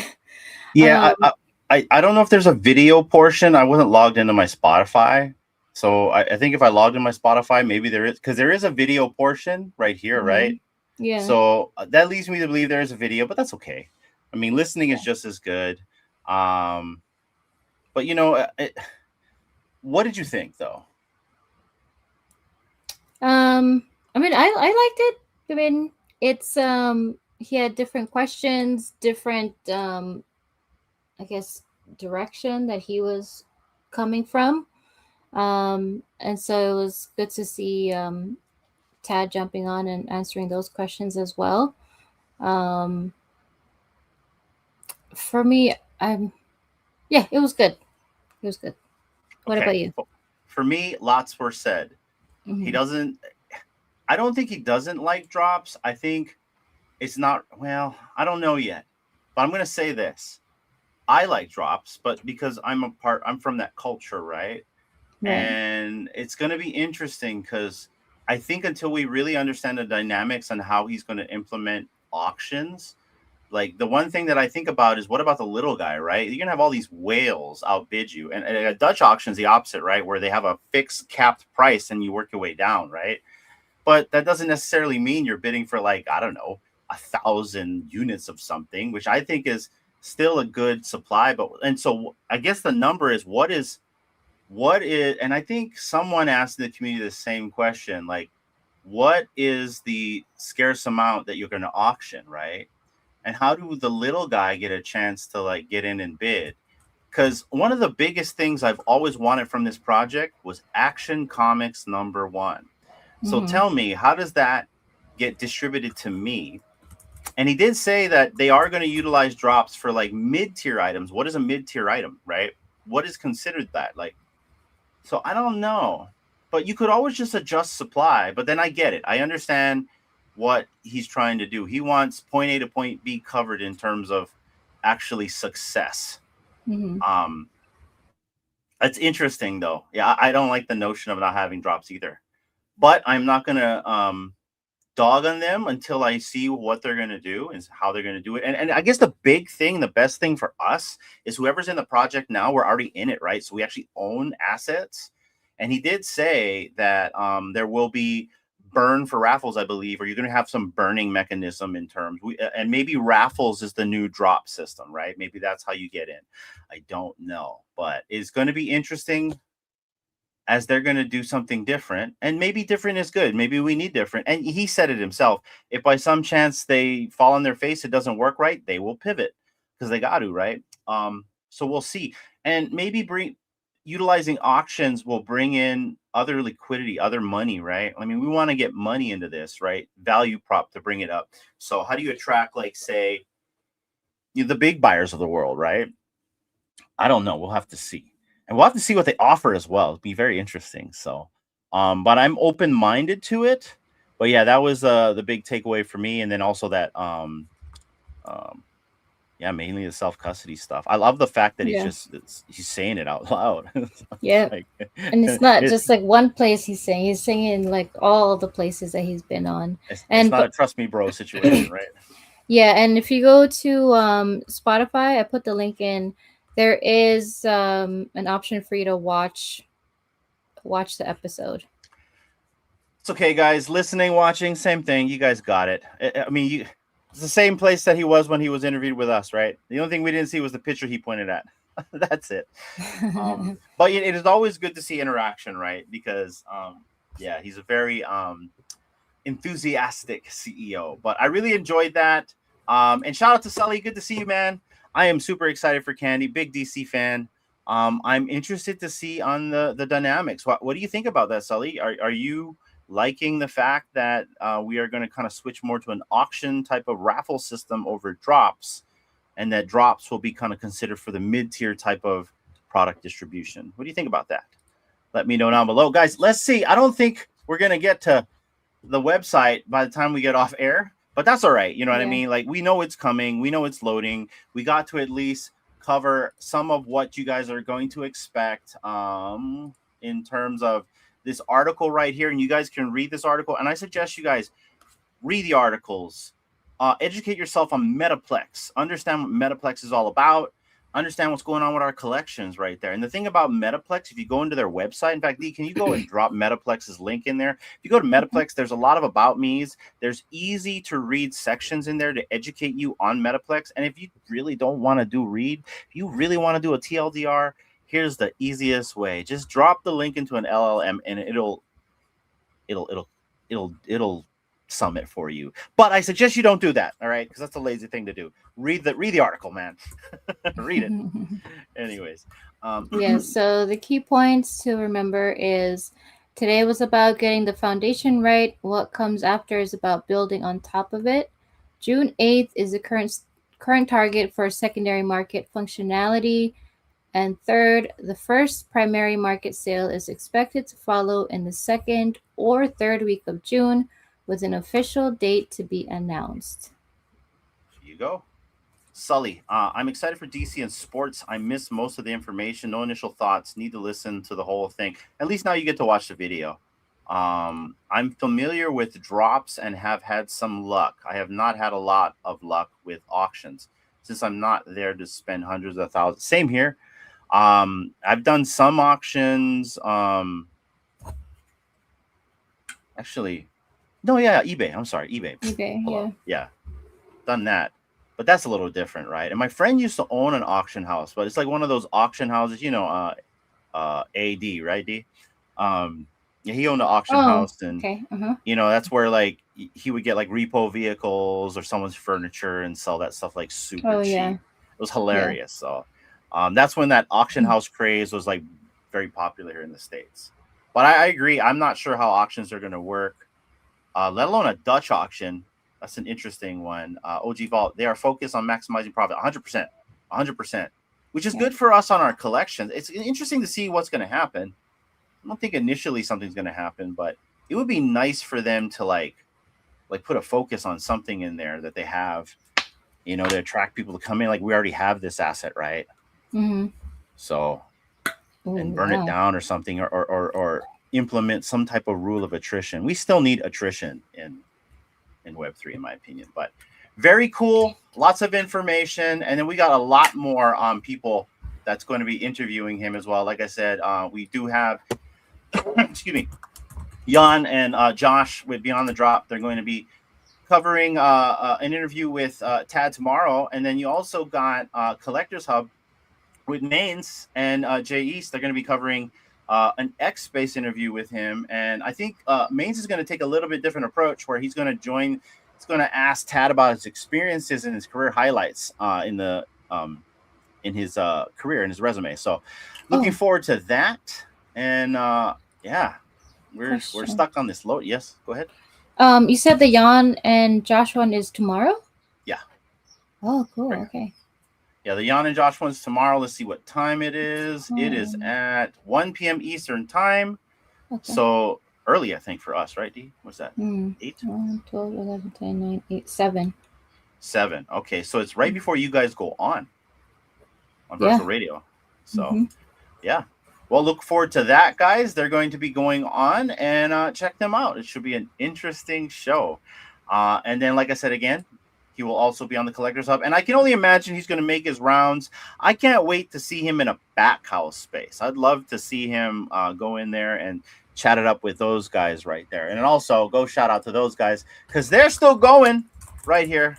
Shout out to the back house. Go check them out right here. This is the space. I'll throw it in the link if you guys want to see what they're talking about. So, and we'll go from there. And I guess we'll just kind of continue with the content, and then we'll go back and see if by some chance this is none. Now, I know D went to go ask in the back channels, and there was a they did say this was going to launch this afternoon, right? Yeah, that's what they said. This afternoon Eastern time. So that afternoon is a wide range of hours. So that's very true. Well, it's turning evening pretty soon too. So but yeah, once again, we covered the article in Candy right here, and then we also watched the podcast right here. Apparently there is a video version as well. Go check that out. And then we're going to continue on. Also, if you haven't yet, go follow Candy at their X profile right here. And D, run the show real quick. I'll be right back. Yeah, so Kiwi's asking Speculation Nation, where do you see bat cow prices landing? I think initially for me, and maybe this is just like me being very positive, I feel like they may be pretty high because now that people may want to get in the project, and maybe bat cows will have some kind of like extra utility for like whitelist and whatnot. Um, I think the prices may be pretty high. I don't know. Or if there's someone that's just maybe tired of being in the project and they want to just offload a bunch of bat calls, maybe they'll sell them for cheap. I don't know. But for me, initially, I think they're going to be kind of high. I don't know the price. Because I believe the original mint was about $300 USD. Whether it's going to be that high or maybe less, I don't know.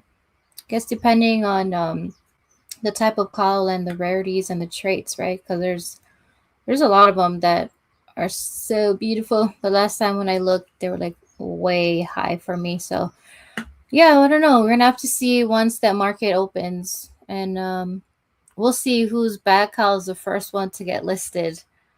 Oh, we can make a whole thing on that speculation. Who's gonna list the first bat cow, and for how much? We can even make like a bid on those, a bidding war. That'll be kind of fun.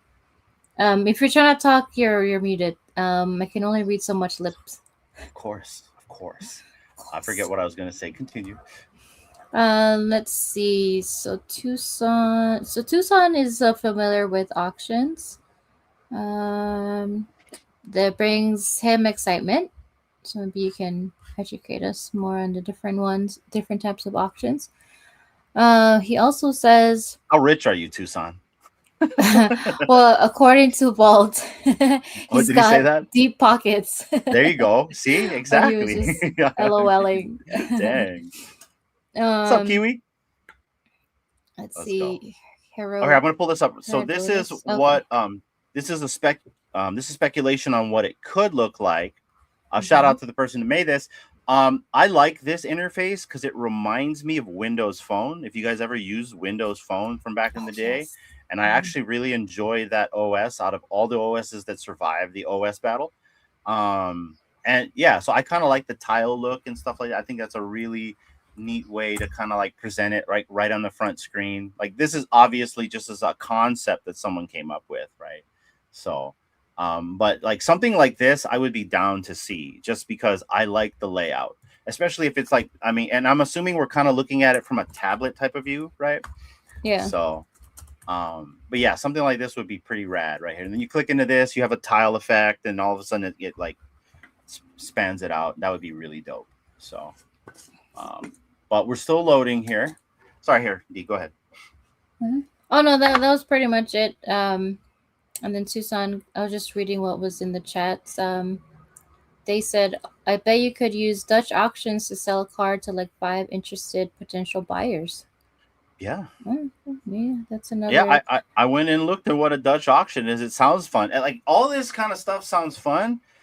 It's just the little guy, right? How does the little guy get involved? And like, you know, it would be super cool for them to do something with those bat cows, since, you know, it is a PFP collection that they have, you know, with a prominent character on the front. Very face, prominent. So. Yeah. You know, quite it should be up there with penguins, in my opinion, but that's just me and my opinions. You know, I got lots. But you know, we'll come back to this. We have some Pokemon stuff we can cover, so let's pivot to Pokemon real quick. Okay. I do have my deck trader up right here. This is the app that I use to track my Pokemon collection. And no, I haven't scanned all my cards, but this is the recent card that I did just pick up, and I'm terrible at pronouncing Pokemon names, but I believe this is a Maneki. I picked this one up on FANABLE, actually. I got this for a deal. So I got this for $25, just graded as a PSA 10. PSA 10, you get it for graded, I think it's like $60. Yeah, $60 right here for a PSA 10. So I think someone was just trying to sell it on the market. So there you go. I picked it up on FANABLE. Just And I haven't really been buying a lot of RWAs. I've kind of just been chilling. Actually, I've been taking a break from markets. Crypto market sucks. I did go for some drops in VV, but yeah, I've been mainly just chilling. What about you, D? You pick up anything new? I have not picked up anything new from. You talking about VV? Sorry, I stepped away. You talking about VV right now? Oh no, I'm talking about Pokemon. Pokemon? Yeah. No, I have not picked up anything from Pokemon. I did scan all the cards that I opened the last time. Yeah.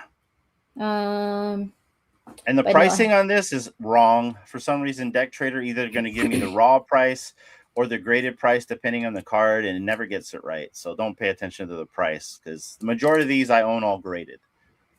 So yeah.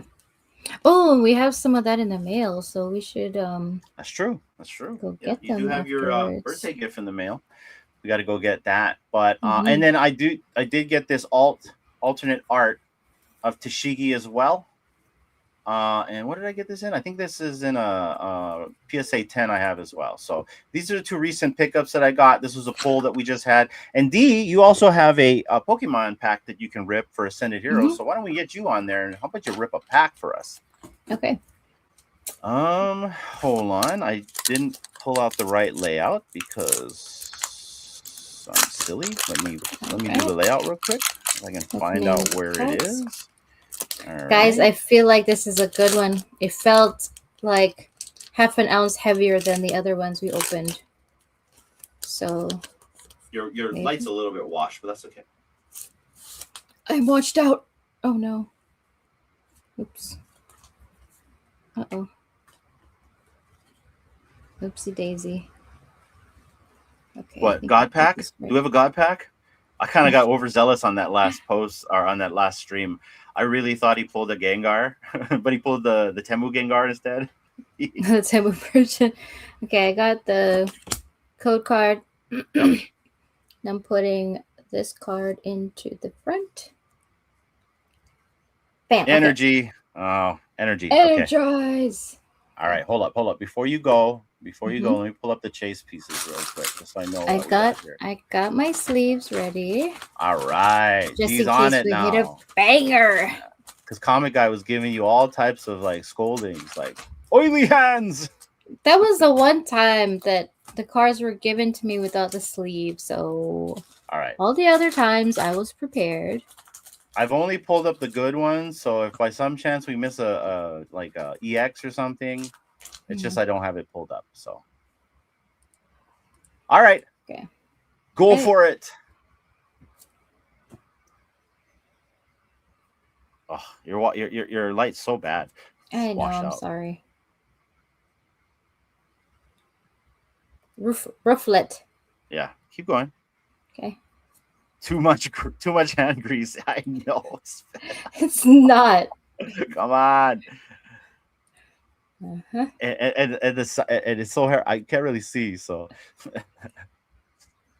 it's the light. It's the light. Gotta upgrade. But she's going anyway, even though you could turn the light down. Oh, I have the window open because it's so hot. Okay. Any good ones? Ooh. There's the score bunny. Is the score bunny? Yeah, score bunny. Nice, with the Pokeball. With the flame. Okay, bam. What'd you get? Is that the last one? This is Noivern, and I have one more. Okay, go for it. And bam.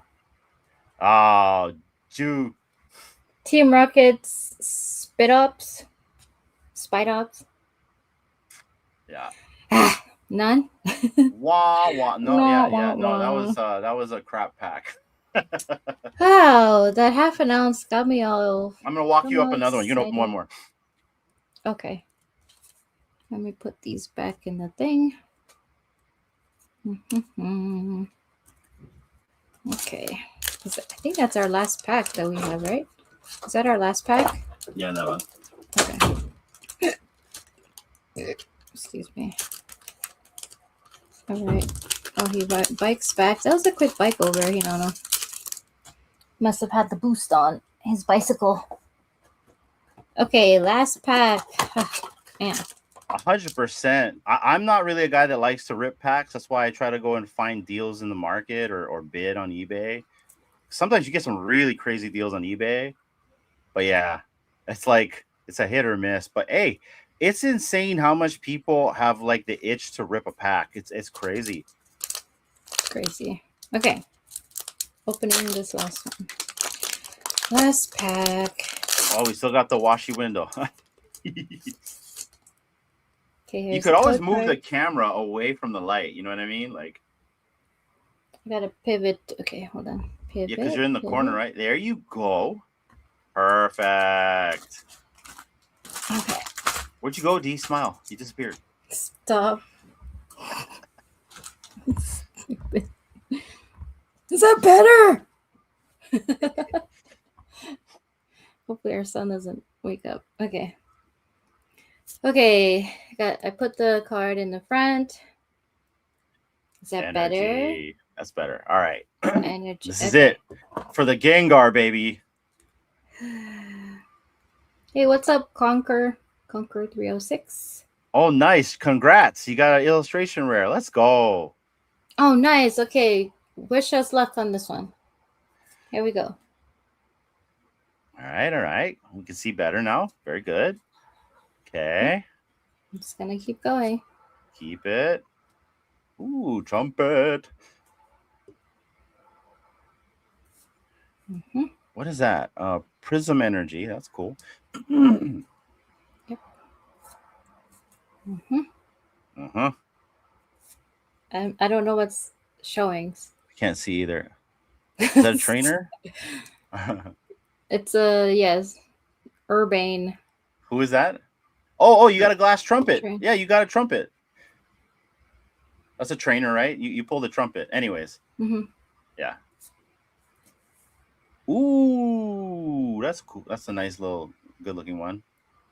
Just good looking. Sven, you shush. Wait, hey, pull up. Like we can't see. We can't see. Oh, that was this no, one. yes, the other one behind there. Yeah, we can't see that one. Okay. That's it? That's the last one? Electric. Oh. Oh, nice. Look at that. I think it's an EX. You got an EX, right? That's Pikachu. Let's go. So it's really shiny. I know my greasy hands can't. We got a hit, guys. Thank goodness. We needed a hit. Even though it's an EX, we got a hit. Let's go, baby. So shiny. Okay, hold that. Wait. Put that thing in quick, your greasy thing. hands. Shash. My hands are clean. Hold on, yes. hold on. Sleeving it. Nice. It has been sleeved. We got a hit, guys. Yay! Last this is pack. what D pulled right here. Pack magic, baby. So that's cool. Ooh. This is a nice one. So shiny. Shiny. Okay. We got one. Ta-da! We just needed one, guys. Here, I'll blow her back up again. If I can find the thing. Hold on. Here we go. Yes. Yes. Cereal. Hodl it. Hodl it. I'm hodling it.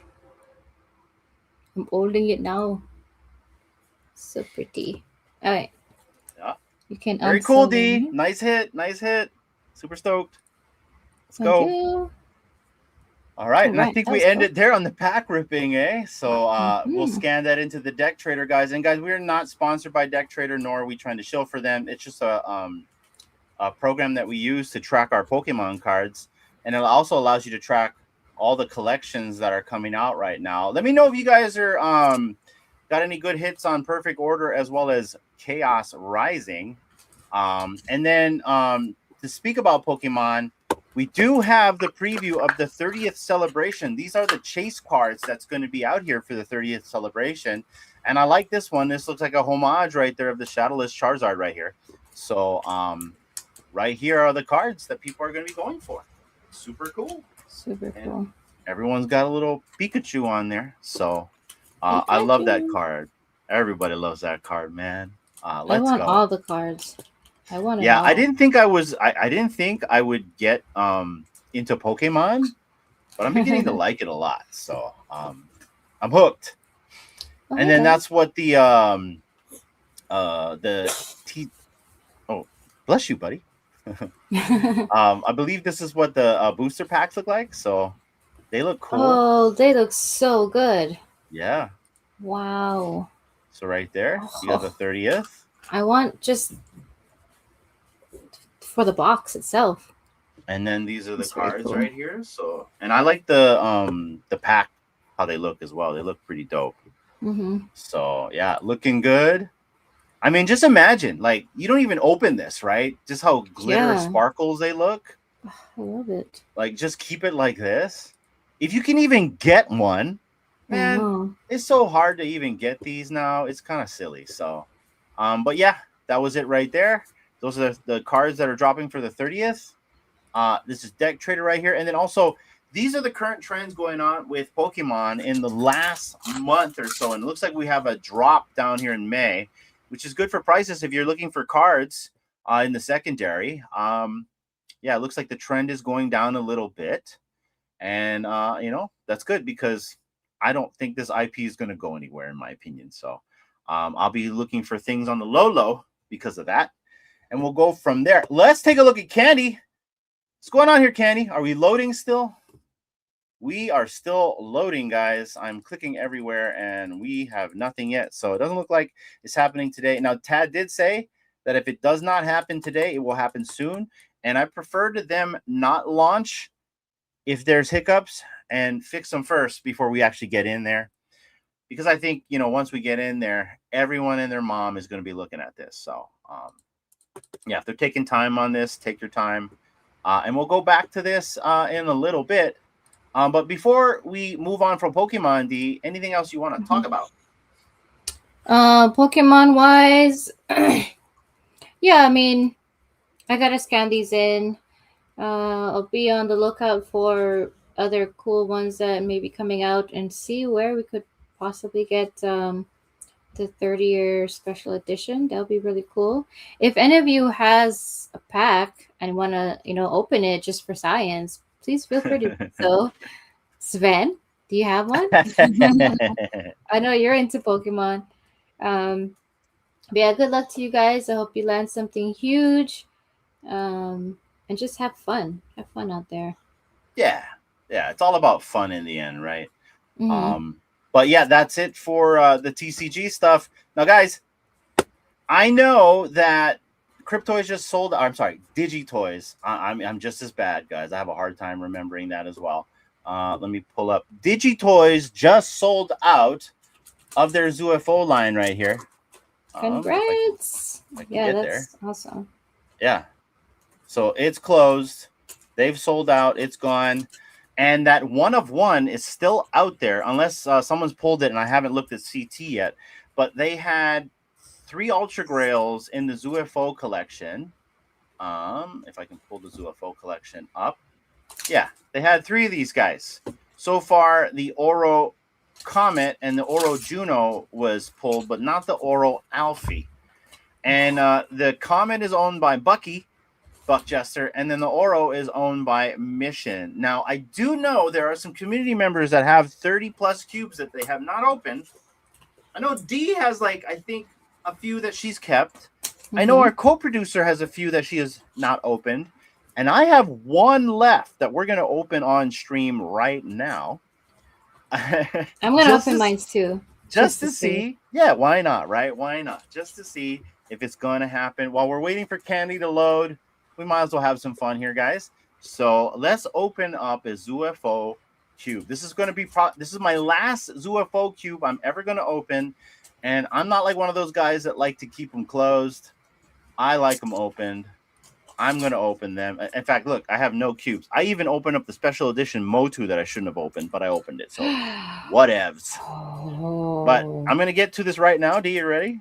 I'm ready. Good luck, looking for that 1 of 1 Ultra Grail. 1 of 1. Let's go. Give or us a that Grail. Ugh. Anything but an uncommon, please. please. Oof, push that Please, button. thank you. Can you hear the noise? Can you hear it? Yeah.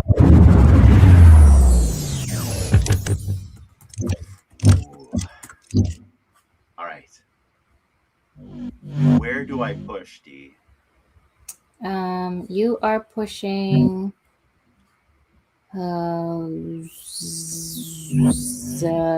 VHS. All right. For the videotape, this is the last one. One more time for the one more time. We are going to open the last ZUFO cube you'll ever see open on this channel. Let's go, guys. We are going to pull the one of one right now. Let's go. And it is a rare. Nice.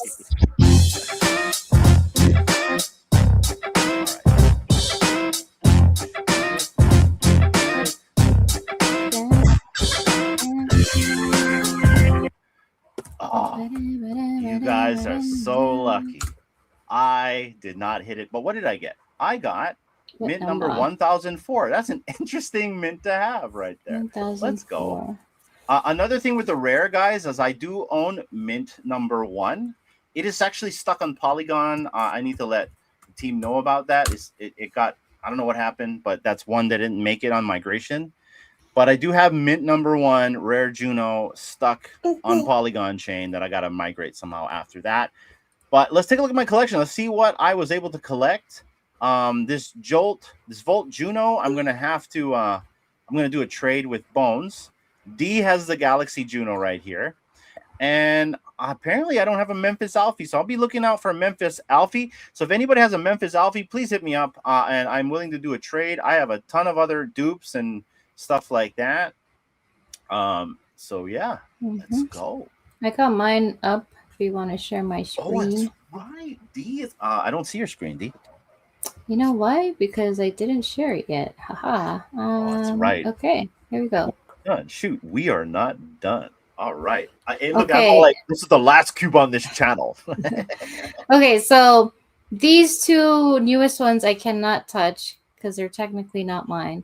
So these 3 are mine. So this is the one that I had before they vaulted. And then these 2 I got after when they just opened a few days ago. So is it worth it? The vaulted ones. The vaulted ones won't have them in there. Yeah, so it's these 2 that I'm gonna open. Okay, let's do it. Okay, so let's start with this one first. Unbox. Good luck. Thank you, thank you. Bam. Okay, continue. Yes.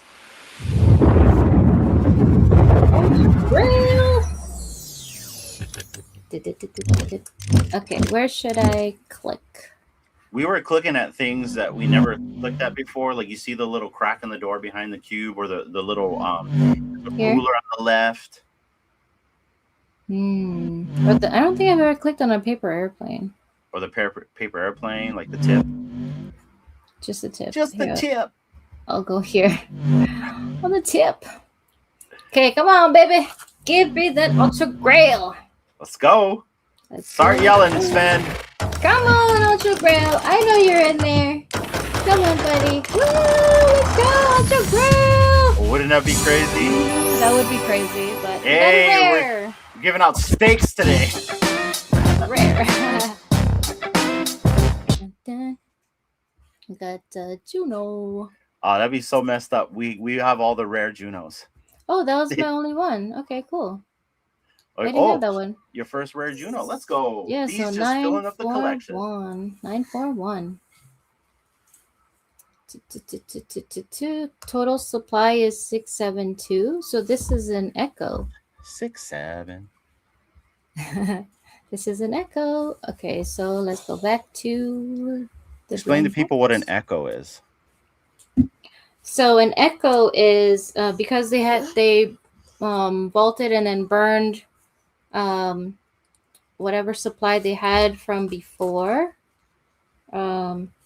So the edition number might be when the edition number that you get is higher than, you know, the total number of cubes or things out there, that's called an echo. Uh-oh. Stop. Okay. All right, you got 4 more to go. I Or got you're one not more going to to open go. them all. You got 1 more to go. No, one more to go. So it's this one here. All right. Okay, last one. Good luck, Hey, D. buddy. We're gonna get that good one, yeah. You're just clearing it out. Everyone's watching like, she didn't pull it. I'm I close. know. Okay. It really is this. Like, it's these last few cubes that it's in one of them. Let's see, where should we go? I'm gonna randomly go here. There you go. All All right, let's see. D. Let's Let's see. see. Come Let's on, see what Ultra you get. Grail. A Come grail, if on. anything. A grail, if anything. Grail. Spirit Two fingers. digits. One last Spirit. time. Let's go. Come on. Rare. I Another told rare. you. Steak day here. Someone say steak. Someone say steak. Oh, 10-10.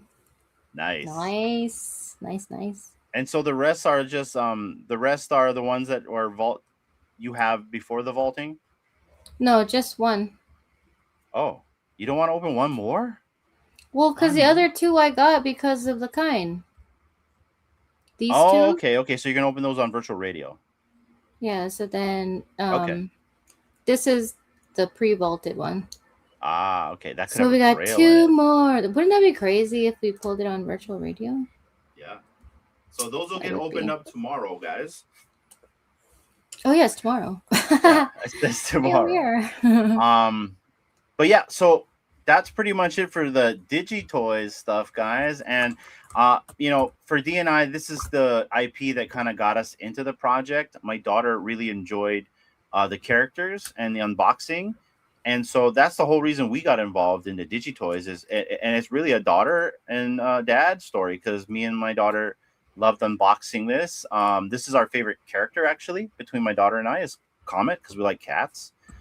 And so I remember we used to do a cube a week. Both me and we used to call it a kid. And then we ended up doing live streams, and we had a birthday, and she wanted to unbox cubes on her birthday. And you know what's so cool is the Cryptoys, at the time they were Cryptoys, most of the team came on and unboxed with her. And so that was a cool thing. So yeah, that we're pretty tied to this IP. But that's how we got to the project. It wasn't really because we wanted to like flip or money proposition. It's my daughter really enjoyed the characters and the unboxing experience, and that's how I got roped into this thing. So let's go. Yeah, it's fun. I love the unboxing experience for not just mainly the UFOs, because I love this, you know, their own IP, but even the other ones that they have, the Motu, Star Wars, Mickey and Friends. Am I missing? Yeah, I think that was it. The Star Wars, Motu, Mickey and Friends. Yeah. No, yeah, like I said, but it's important that like people understand that that's the reason I got involved with DigiToys, Cryptoys at the time. It had nothing to do with a value proposition. I know a lot of people bought into this project wanting to try to flip these things because of their rigged features and what they could do, right? But yeah, I really just got into it because my kid really enjoyed this. And in reality, it's so funny because I told her we were going to unbox on Saturday. I'm like, hey, you want to come on streams? They're like, nah, I would rather play with them. But, you know, just remember they're mine. I'm like, duh. What? Bet. Yeah, it's one of those. Also, I got medallions. I never looked at these. Oh, yeah. These look interesting. Oh, they're loading really quick. All right. So first through the portal. Do you know what you can do with these? They remind me of candy. Like a hard candy, right? Oh, there's like an effect to it too. Yeah, well, as Will said when I had the stream with and he jumped on, if you click it and touch it and move it, right? You get its particles of binary dust. Oh, that's the binary dust. Oh, okay, I get it now. Okay. So in a way, that's like our confetti, maybe. But yeah, binary dust. Oh, it even like does a lightning effect if you go really fast. Super fast. Yeah. Okay, and then this other one is I don't like it takes you all the way out. That's weird. And this other one is the abstract. Does that do anything? Oh yeah, it also does a little effect. Okay. Yeah, so Grass is there's a greener. couple. Oh wow. What? I moved up 8 spots. On the leaderboard? Yeah, so I used to be 162, now I am 150. I knew it. I knew Mission would move up. He's number 3 now. This Yep. guy. Dang. Icy Dog. He is still He's number still 1. He or there. she. Yep. Glib, Buck Jester, DB, Even DB Lalo. Crypto is top 10. Lalo, Yeah, yeah. these are all whales. Let's see who else. TSGB. Is Oh, this J Will? Vig. Number 15? Where's J Vig? J Vig Oh, is right there, 2 J Vig. below. Number 17. Oh, Steve Freeland. He's in there too? Yeah. I see Jimbo Link. Oh, Adro. Nice. He's in the top 30. He's on the next page. I'm in the top 30. I'm number 35. Did I get demoted? I don't Wait. see you. I thought I was 32. You might be. Ooh. Oh, you're 35. So you're the top. Yes. Wow, look at that, Big A. I got you beat, man. By 2. Oh no, by 5. Mean Bean. Is that you, Holy Friole? That's gotta be him. Mean Bean. Hi. Bye. Bye. It's not time. Is he now saying bye? Guys, Yeah. he wouldn't stop saying hi. Yes, like my son is such a ladies' man. I gotta tell you, we're eating sushi, and he can't not talk to girls. It's kind of jarring, and like, and when I mean girls, like a pretty girl, right? And like all women are pretty, but like, you know what I mean? Like a girl like I got makeup on and maybe has like a nice like whatever apparel wearing, right? My son will literally go hi and just literally keep talking to the pretty girl, and then another one passes by, he'll go talk to her. And it was so funny, right? Because like like an older lady, she kind of looks like someone's grandma, comes by and she goes hi, and he goes. He looks away. I'm like, come on, dude. Everyone needs love too. But yeah, that boy's a ladies' man through and through. Anyways, yeah. So I guess this is pretty much of we're gonna cover on DigiToys, guys. But go check them out. They just sold out in their collection. Shout out to them. And it's good to see that projects like them are still around, just like Candy, because I'm a big proponent on a rising tide lifts all ships. And even though it's jarring to hear stuff like, Candy's not going to have, or Candy's going to like maybe mid-tier our drops and give us a different dynamic to purchase on storefront, at least we're going to see a different dynamic on how this is going to play out. And if it doesn't play out, then they're going to know, because we're going to tell them it's not working out and they're going to pivot. But it's just good to see that there's different projects out here trying to do different things, but kind of similar, right? It's just about how they're going to distribute their product. So looks really cool. And I can't wait for what's next. Check where I am. Where are you? What is your name on the leaderboard? Do you know what his name is on the leaderboard, D? I don't. Is it Jeff or? It's Jeff. Let's look. Loading your rank. Oh, that's mine. Oh, I could have just clicked that, D, and it would have said that. Jeff, where are you? Does it say Jeff?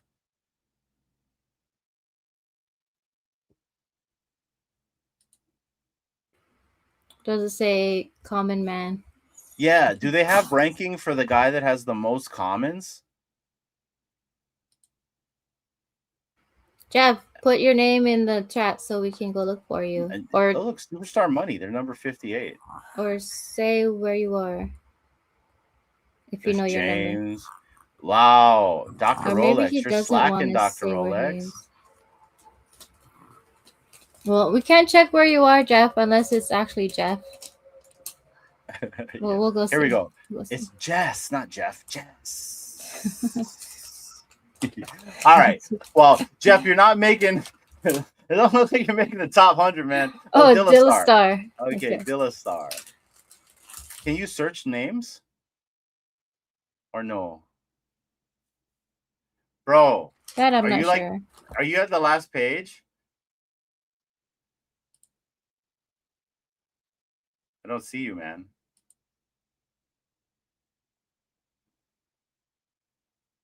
Hey, Popey. That's a name I haven't heard of in a very long time. You know how he's doing? I haven't talked to him in a while. You're eating the camera, D. D1Ando. She's 150th place. As you're eating the screen.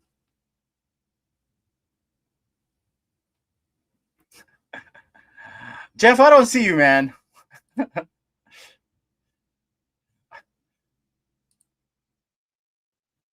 So I had to mute. The boy here is being unruly.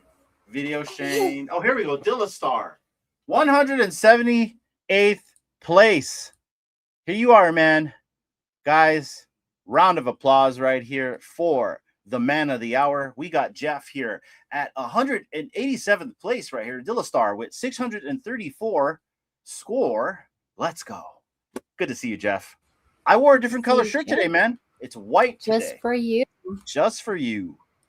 And Will said that our what do you call it? Our scores can change once they implement the medallions. Okay. Looks like medallions is going to be a thing. Guys, let's go and pivot back over to Candy. And let's see if we're still loading. Big Windows update. That's what it is. You guys must be using Microsoft. Anyway. Still loading. Okay. Still loading, guys. I don't think we're gonna wait. Exactly, buddy. We're probably not gonna wait for this to load, but yeah. Sooner or later it will happen. But let's do a recap really quick, and then we're probably gonna do some community shout outs and get out of here. We are waiting for the Candy website to load right now. Today is supposed to be the day that we get to see the new experiences, but Tad did say that it may be delayed depending on a few things. Now, guys, I'm in tech, so I understand that there could be some issues and hiccups, or maybe they just want to prolong things because they want to smooth out some rough edges prior to actually launching a product. And so this is no different. So if by some chance this does not come up today, even though they said right here, it says it's coming online soon, it's going to come on soon, but it's saying coming online today. So sometime today, we'll have to see, maybe tonight. But then today also is another, 40 minutes?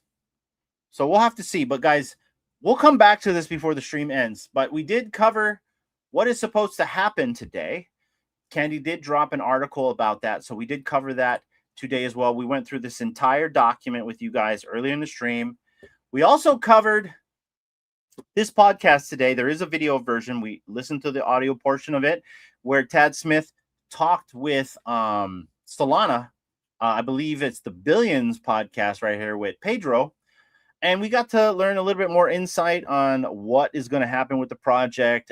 He gave us a little bit more information on the direction where he was talking about how drops isn't really as favored, I guess, versus auctions. And it makes sense. He came from Sotheby's, so we're going to have to see how he does things. Now, he did say they're going to try things, and if it doesn't work, they're going to pivot.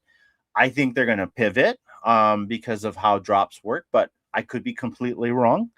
And we're going to have to wait and see. And my whole big thing is I just hope that the little guy has a chance to get into these things too, because there are assets on the DC3 side that we have been waiting for, like Action Comics #1 or Detective Comics #27.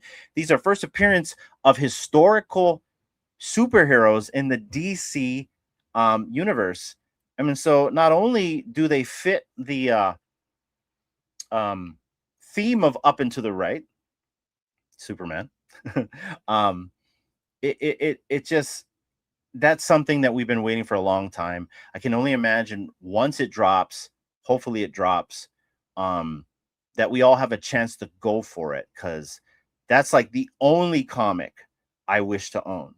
I've always said that, like, there are certain comics for me specifically that's a grail. And right now, the one that I own that's technically not in my locker, by the way, Tad, yet, is Fantastic Four #1, which is the First Family, right? To me, that is a grail comic, because that pretty much to me, started the MCU. But we're on DC, so let's talk about DC now. Superman is definitely the de facto face of DC, if you think about it, or at least his emblem, right? So owning that comic, that piece of history in digital format, is something we've all been waiting for.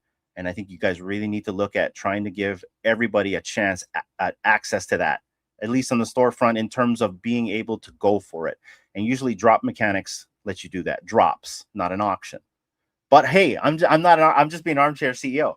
Maybe you guys haven't figured out yet, but I'm just saying, when it comes to those type of comics, you guys got to treat that with care, and other things too. And so I think the best way, and this is just me being an armchair CEO, go to your community and ask them how they would like certain things that they've been waiting for to be distributed to them, and then work around that. But that's just me. I'm just being a person with some opinions here. Let me know down below if you guys have different feelings on that, because in the end, I love everything they're saying. I love everything that they're doing. I love the new CEO. And yeah, up and to the right. D, anything else that you want to discuss about this before we get to the community shout outs?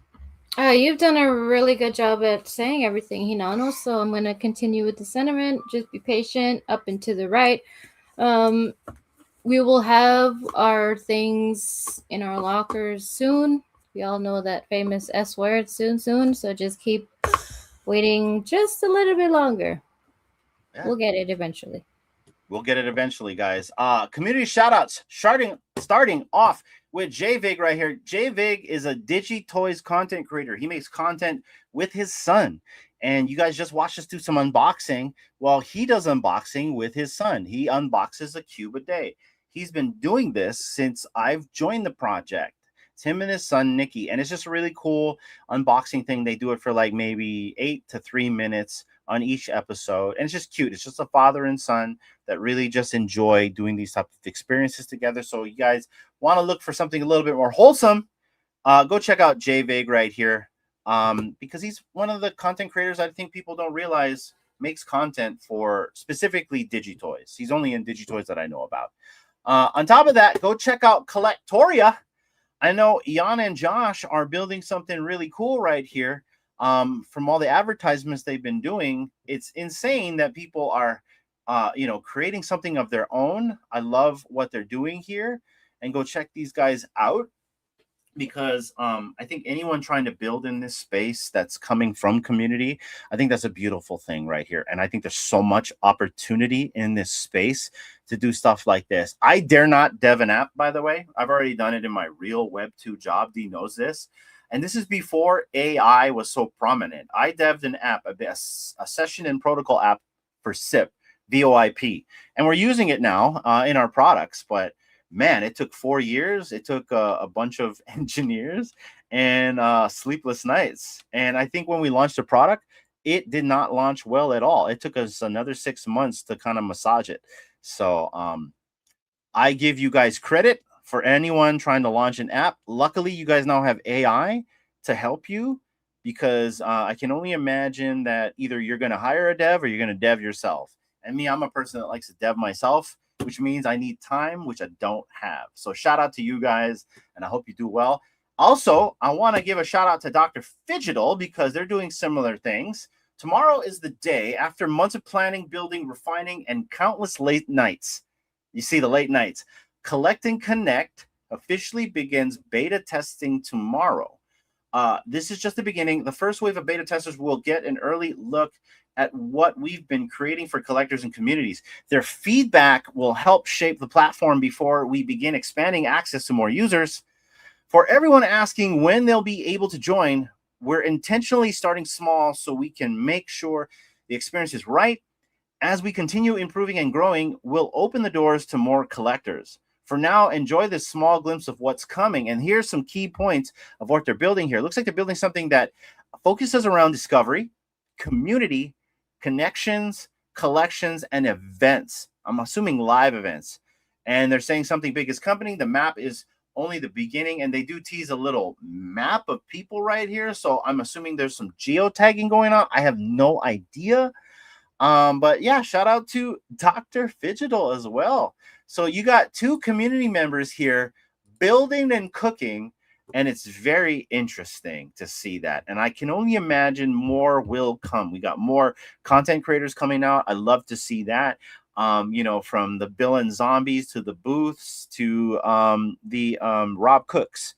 There are so much people out here, or in the J Vigs, like I said, as well. So lots and lots going on.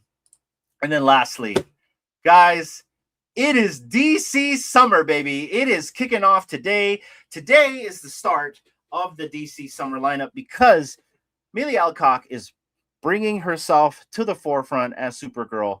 I believe it's June 26th. She comes out in theaters. I can't wait for this movie. When the Superman movie dropped, I had the lowest expectations when I went in there, just because I just wanted to enjoy it. So much people were fighting about, we want Snyder back, blah, blah, blah. You know, I remember the time when people wanted Bryan Singer back. Forget that guy. But now we're at this, and I've been through this before. And I got to tell you, I think DC continuing is the main thing. I'm a big fan of James Gunn, so it was easy for me to transition to James Gunn's universe because he is more of a colorful type of director. Now, when I mean colorful, I'm talking about the color palette, not necessarily the PG rating, because James Gunn is a little bit of a potty mouth. But I love this. This Supergirl is based off of the modern day Supergirl in terms of what I've been reading off the Cliff Notes online. You know, so modern day Supergirl. She appeared in Superman Batman #8. And so I'm looking, I'm really interested in how Millie is going to play the character, because this version of Supergirl is not going to be like Melissa Benoist or the Supergirl from Smallville. What was her name? She had an interesting name too, but and that's kind of the Supergirl that I remember, because Tom Wellings is my Superman. But she's not going to be lighthearted. She's going to be more of the darker version. She's seen her world get destroyed.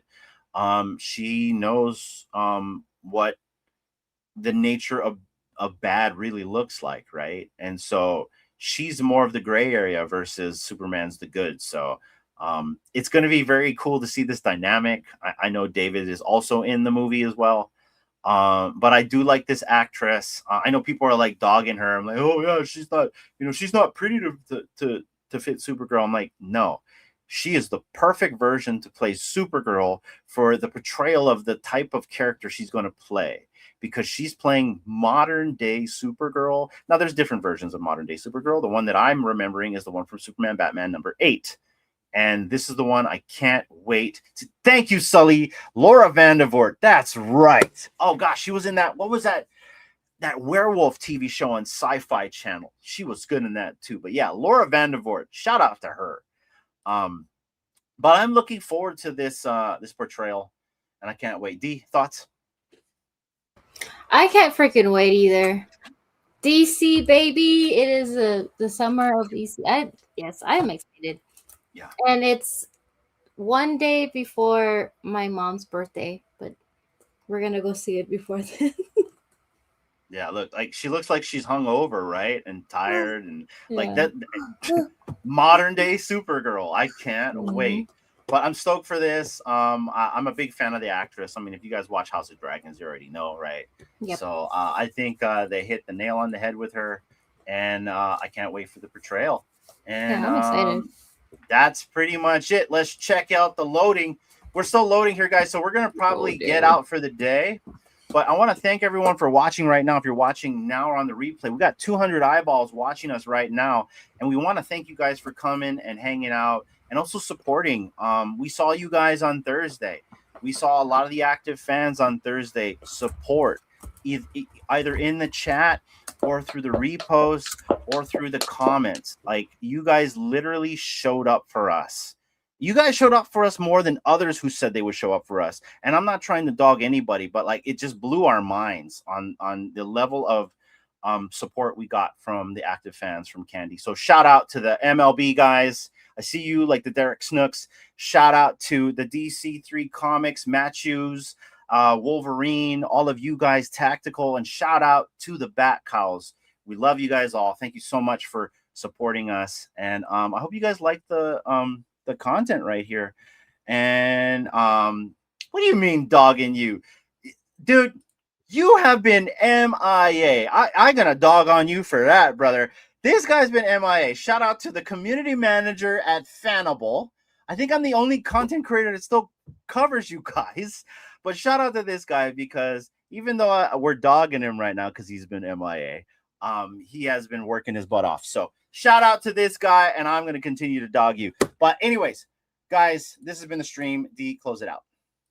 I just want to say I wish I could have been over there with Sully. He was on a panel with Laura and Alan Richson years ago at Comic Palooza in Houston. Nobody was there, like 20 people. Now Alan Richson would fill the room. I love his show.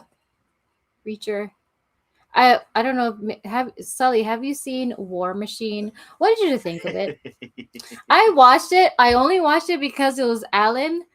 But I was like, just give me back my Reacher episodes. Yeah. Hey, Alan Richson is only one character to me. Hawk. That's it. Oh, yeah. Him too. Yeah, He's Hawk. That's right. Yeah. Yeah. Reacher is so good. Yeah. See, I wanted to watch it, but Dee started before me. So, yeah. But that's okay. I love that movie. It was so cheesy. Yes. Gotta see that.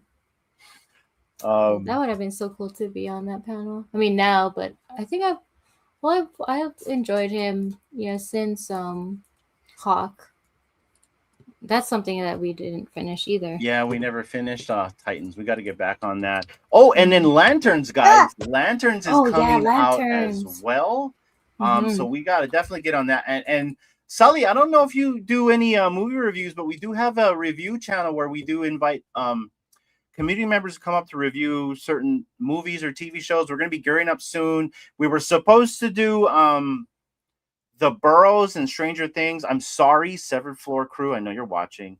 It's just me and time. I just haven't had time to schedule a show. But we are definitely going to make time for Supergirl. We're going to definitely make time for all the cool things like Lanterns and all that stuff too. So, and Lanterns is something I totally want to watch. I can't wait for that. That looks so good. Yeah, he used to do movie. It was movie retakes. That's right. I think he brought that up when we had him on. So you'd be the perfect person. You'll be the perfect person if you want to come and hang with us. When you want to come up, no pressure. We usually have like the mods from McFarlane come on, and a bunch of community members come on. So that'd be cool. But guys, Lanterns is coming out right here, and come on, guys. There's green on this. You just got to look at it. It's a faded green. I love what they're doing. They're really trying to make this series grounded. It has like a feeling of like Penguins in the Dark Knight, right? Or even the Batman, right? And I love that. And I can't wait to see the dynamic between these characters. And what other Lanterns are we going to see, right? I can't wait to see all the other Lanterns that show up in this. Like this. Besides Supergirl, I'm so excited for this, and also Clayface. Look, see, I'm getting too excited already. So, it's the summer of DC, guys. Yes. Can't Clayface too. Yeah. Oh, nice. All right, cool. So we will let you look at that. We will let you know, Sully, when we're going to be reviewing Supergirl. Yeah, Video Shane's on there. Christopher, Slider, the True Media crew. Once in a while, we even had some old Candy people up there, but we have a good time. And yeah, we'll let you know, and we'll all review it together. And also, guys, go and follow Sully right here. He usually goes and live streams on Fridays, every Friday, prior to Aloha Friday. So go check him out. He was streaming yesterday because he was the last man out for Drop.io. He used to be a big creator, and he used to cover a lot for the Funko side right here. So give him a follow. I've got his X socials right here. I'm going to put it in the chat. We got 200 eyeballs watching right now. Go give this guy a follow and go check him out. I don't think you're going to be disappointed one bit at his content right here. Absolutely, man. Absolutely. That's how we run over here at True Media, and it's always good to see you. And yes, we are definitely going to get you on the program. It's called the Severed Floor Podcast. Why is it called the Severed Floor? Well, we actually came up with the name mainly to review Severance, but when Severance ended, we were like, well, what's next? I'm like, okay, well, let's go review something else. well, what about the name? I was like, well, let's just keep it. I'm like, okay. And that's why it's called the Severed Floor Podcast. So shout out to you, Sully. Shout out to everybody here. And then we're going to go one more time for the one more time. Let's go check it out. Let's see if we can, if we're loading here. We're still loading. We're still loading. All right. Let's see what the back calls are saying, guys. Because these guys, they go on for a very, very long time. Let's see what they have to say. So let's jump in here real quick.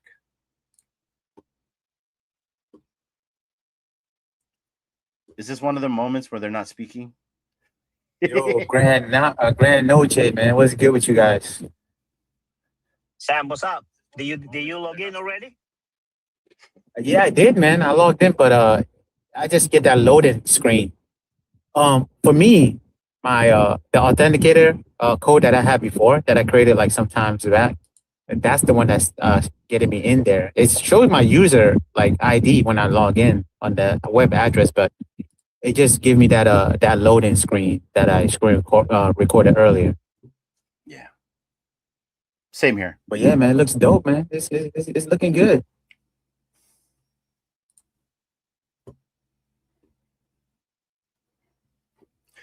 Okay. Well, guys, if you want to check out the bat cows, go check out the bat cows. They're right there. If you want to continue the candy coverage, because I have a feeling Legacy is going to be up all day to see when this happens. And who knows, maybe I'll go live again later on this afternoon. Not sure yet. We'll have to see. But yeah, this has kind of been the stream, guys. What's up, Smart Buy? Sup? Price for Legendary Superman 1 after re-release. No idea. Hopefully cheap. Because once the market reopens, right, I suspect people are going to try to list on secondary. Because it's the first time we're going to be in a open marketplace, right? A secondary marketplace like this. So I don't know, but we all know that that's like one of the creme de la creme, right? Until we get Action Comics 1. So that's interesting. What do you think, Smart Buy? How much is it going to be? My guess is 10K. All right. $10,000, guys. And while we're at it, everybody,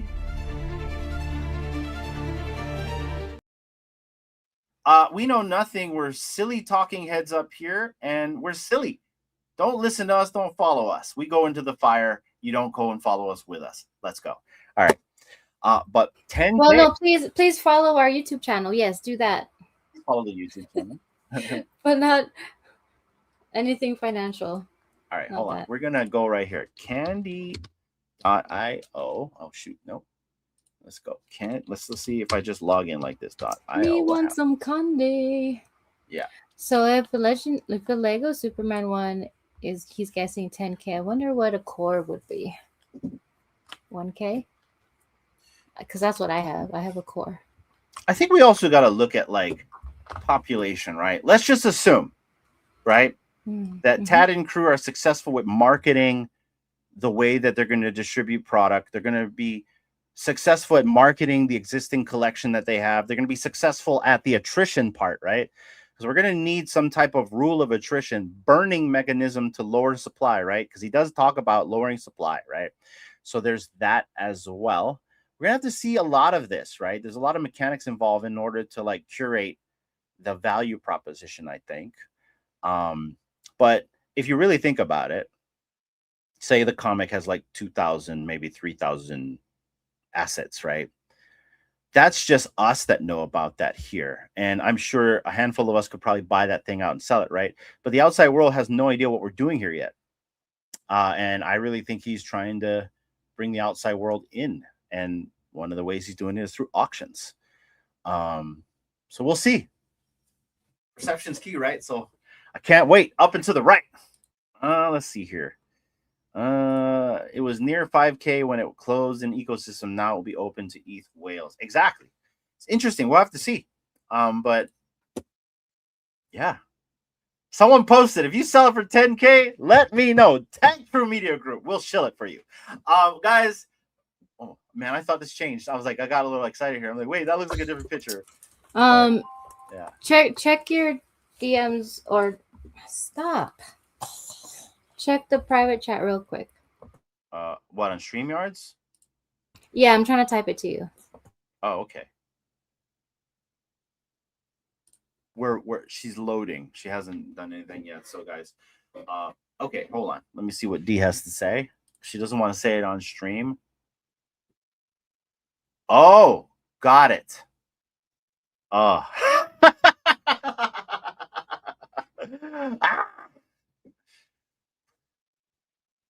Well, it's up to you. I don't know what we're gonna do. You tell me, CEO. We can come back. We can come back. I'll go. You want me to go? I'll go. Well, we can come back, right? Because we don't know exactly. But that's good to know. If I won't you know, say you anything, know. but anyways, yeah, I'm tapped. Because what do we got for the rest of the day? Yeah, we can come back. Tony, been in Japan all week. I knew this day would come, and I told everyone to stack on candy. I went for every drop and tried to get on every platform to join. Same as I do Elmon. Great day, 100%, brother.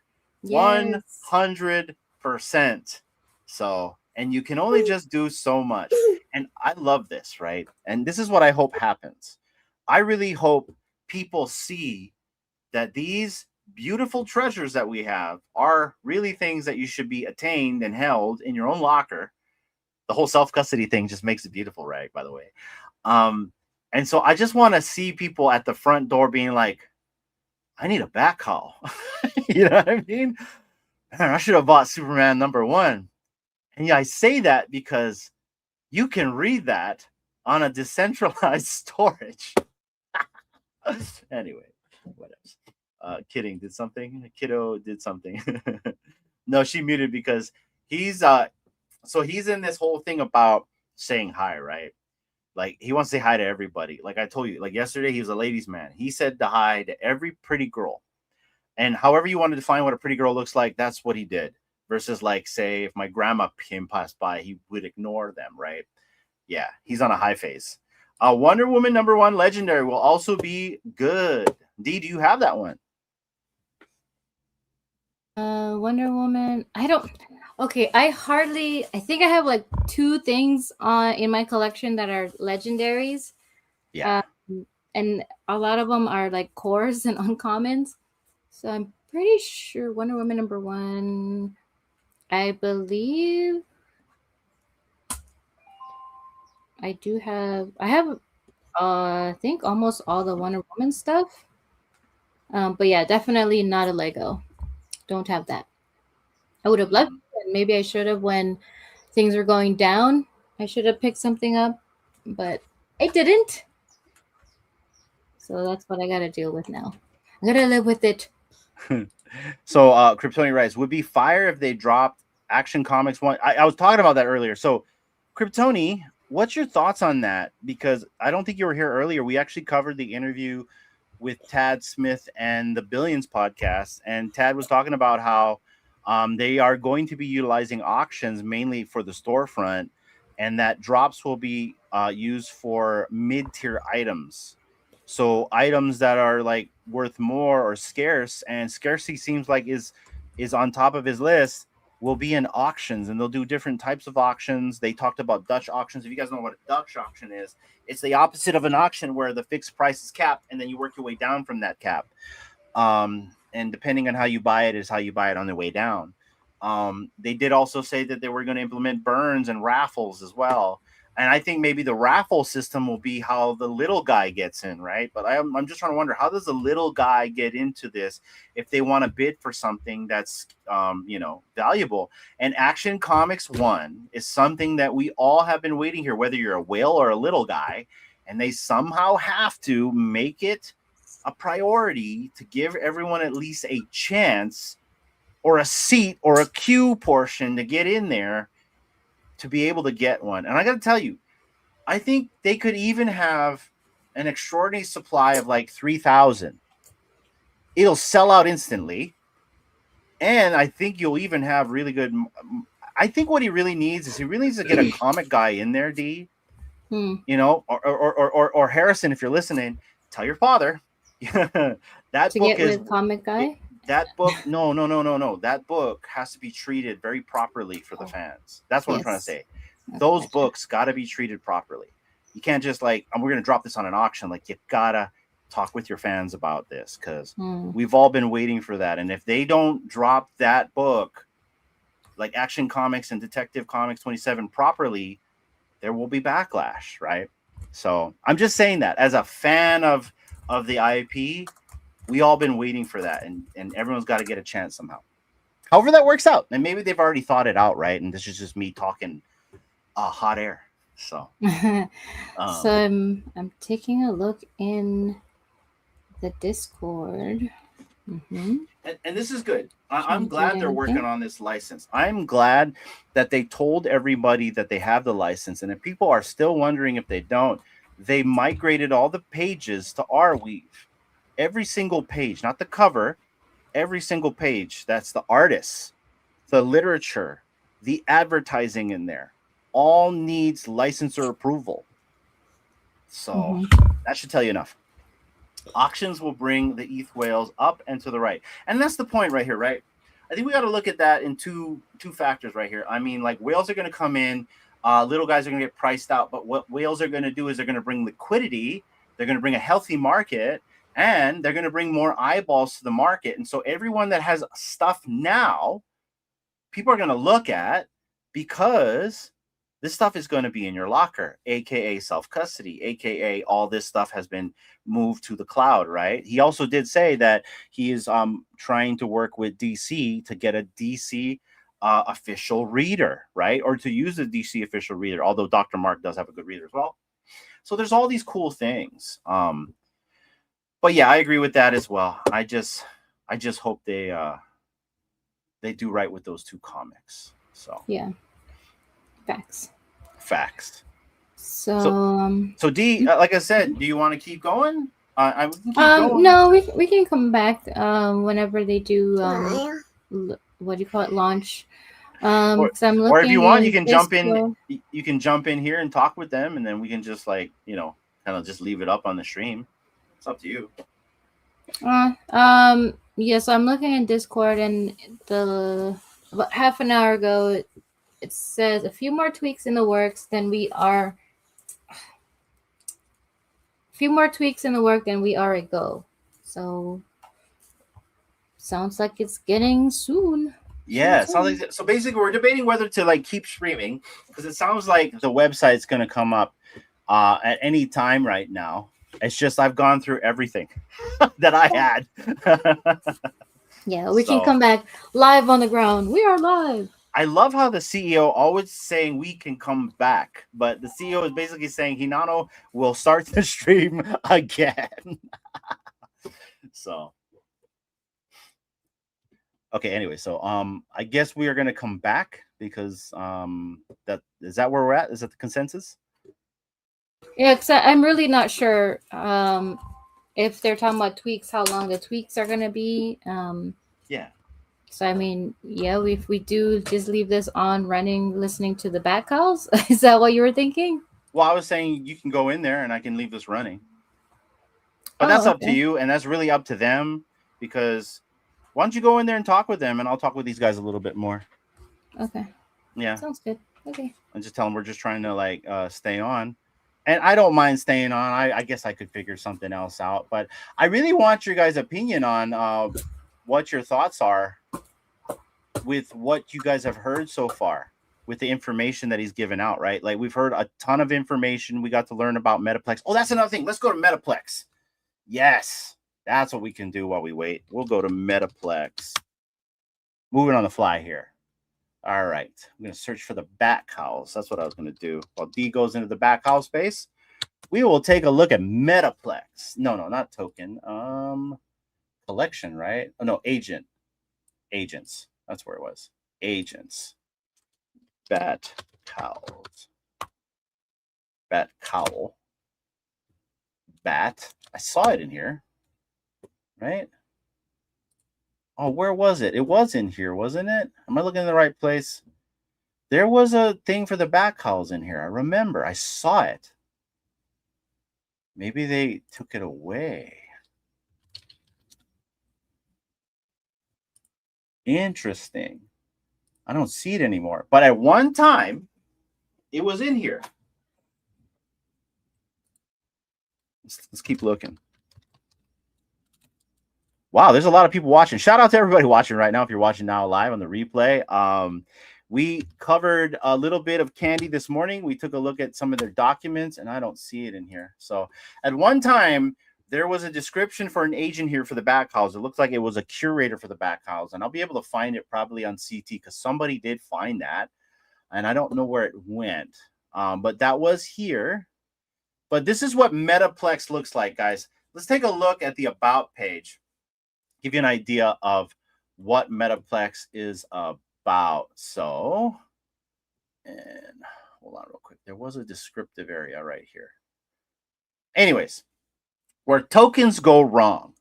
Insider advantage, bundling and front running make it easy for attackers to win and scare away long-term holders. Lack of transparency makes it unclear for sale mechanics on hand-rolled smart contracts set up from everyone up from the pain. Broken tokenomics equates to poor token models, kills momentum with insiders holding it too much, or misaligned community incentives, and pure execution and trust even instills great ideas for fail with weak execution, bugs, slow developments, or poor UX drive users away.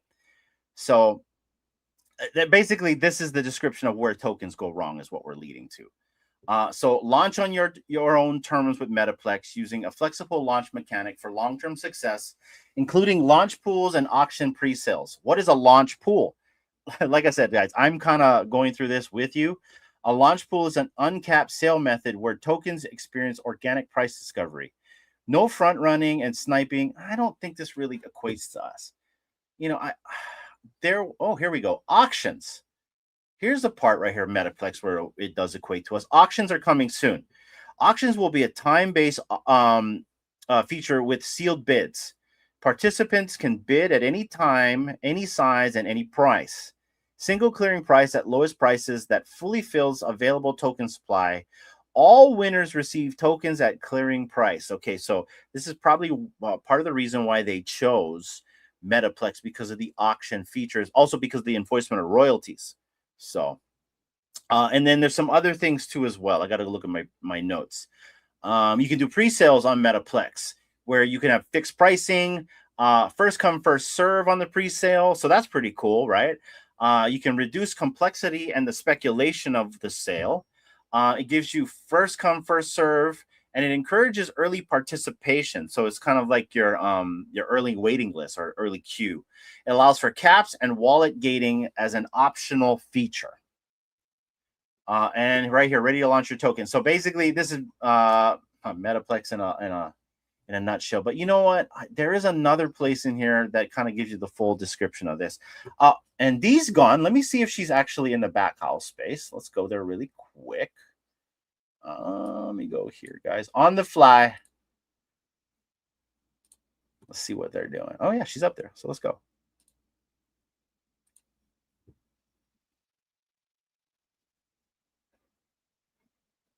Yeah, if Batman was a villain, bro, man, Gotham is cooked, bro. If he was a villain. I think that's what's so fascinating about it. The psychology of it is like Batman's the epitome of what Carl Jung, the psychologist, was talking about, that you've got the dark side, but he's in control of it. He's turned it into justice. Whereas the villains tend to be, you know, they've got that dark side and they're just victims of their own, you know, crappy history or childhood or whatever. Whereas Batman turned all that facets of his personality in, you know, he's almost like a sacrificial lamb, isn't he? He's got no life of his own, but he embodies this persona to get justice for other people rather than just sit back and enjoy all these millions that he's got. But it's like each of the characters are. I mean, like the Joker is like the ultimate narcissist, isn't he? I mean, I look at things from not just a philosophical, but from a psychological point of view, what all these characters represent. And I think Jung called it individuation, which is what Batman epitomizes, is that he's in control of his dark side. That's why it'd be an interesting, you know, conflict. I mean, I think he's not supposed to kill, is he? I think most of the time he's just breaking bones and scaring people and using fear against criminals. But for the most part, he doesn't murder. And some of his some of the other characters are free to do that, and yet he still comes up trumps. But yeah, I mean that's what I think so endearing about Batman, is that, like Meat was saying, you know, a lot of people have gone through stuff. Batman, he lost his parents, watched them get shot in front of him. It's what you then do with that's important, and I think that's how it touches a chord with everyone. Is the humanity of the character. Go ahead, Leg. Yeah, that last part is what drives them, Parzival. That's what drives them. The death of innocent people by criminals. Look, there is if you Google, there is classes in college and universities to talk about the character of Batman and his ideology and the way he interacts with the world, and in how human behavior can change having a traumatic experience like that. Because see, you can say Superman was born in a nice place in the ranch. Live even on that right there. They did studies about who Superman was on that era right there. What represent Superman in the era, and what Superman represented in the era was the white collar people, like white people. They had everything, living in a ranch, have food, had parents, pop and mom. And what represents Batman was also in the era represented the immigrant community, which is that was the person that created that on the big city with crime, with even though you had money, you can prevent shit to happen to you, and everything else around that right there. So again, there's classes in college and universities that talk about the character of Batman from that point of view. And you ask why? Because it's more related to humans, to us. He's more related to us. And again, I'm not saying that Superman is bad or wrong. No, this it's not. You know, who doesn't want to inspire to be like Superman? Who doesn't want to have the powers of flying, the powers of exhibition? You can use it for bad or good, but who doesn't have it? The question is, are you gonna use it the same way that Superman uses? Or are you going to go the opposite way? Because every time you give power to human beings, look what they do. Every single fucking time you give power to any human being, look what they have done through history, and look at the things they still do now. Every time you give them power, can anybody hold that power? Oh, it's better for us to be as Batman, even though we know that that is bad, and even though there's things that happen to us, we can refrain from that. Even though we kill in the past, we can change that for better. I'm Batman.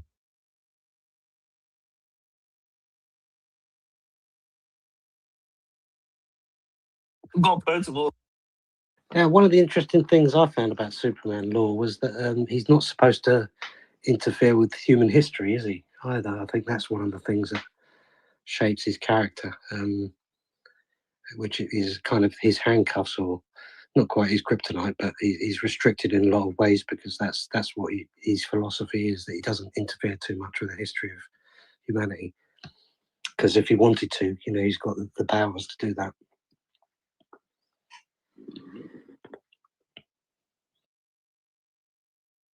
You see, I choose Bruce Wayne and Batman because you know, let's say imagine yourself as Superman, right? Like you have to be always conscious of your own strength, how strong you are. You know, you can't really get angry. You know, you can't do.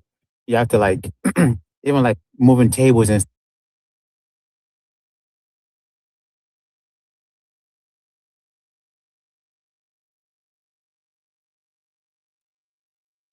All right, guys, I think we lost them. X is being X, but I did find here, and we'll go back to the backhouse space in just a bit. X is just being weird. Let me close that out. Wherever that was. I don't even know where that was. I think it was here. Shoot. Hold on. Yeah, I'll close that out. Okay. Go back here really quick. All right. So I did find this right here. If you type in Candy Digital, this is on Metaplex right now. It looks like I can also connect my wallet. Now, I've never used Metaplex before, so I'm not really sure how this interface works. But yeah, we do have something here that does say Candy Digital. What does it say? It's not verified token yet.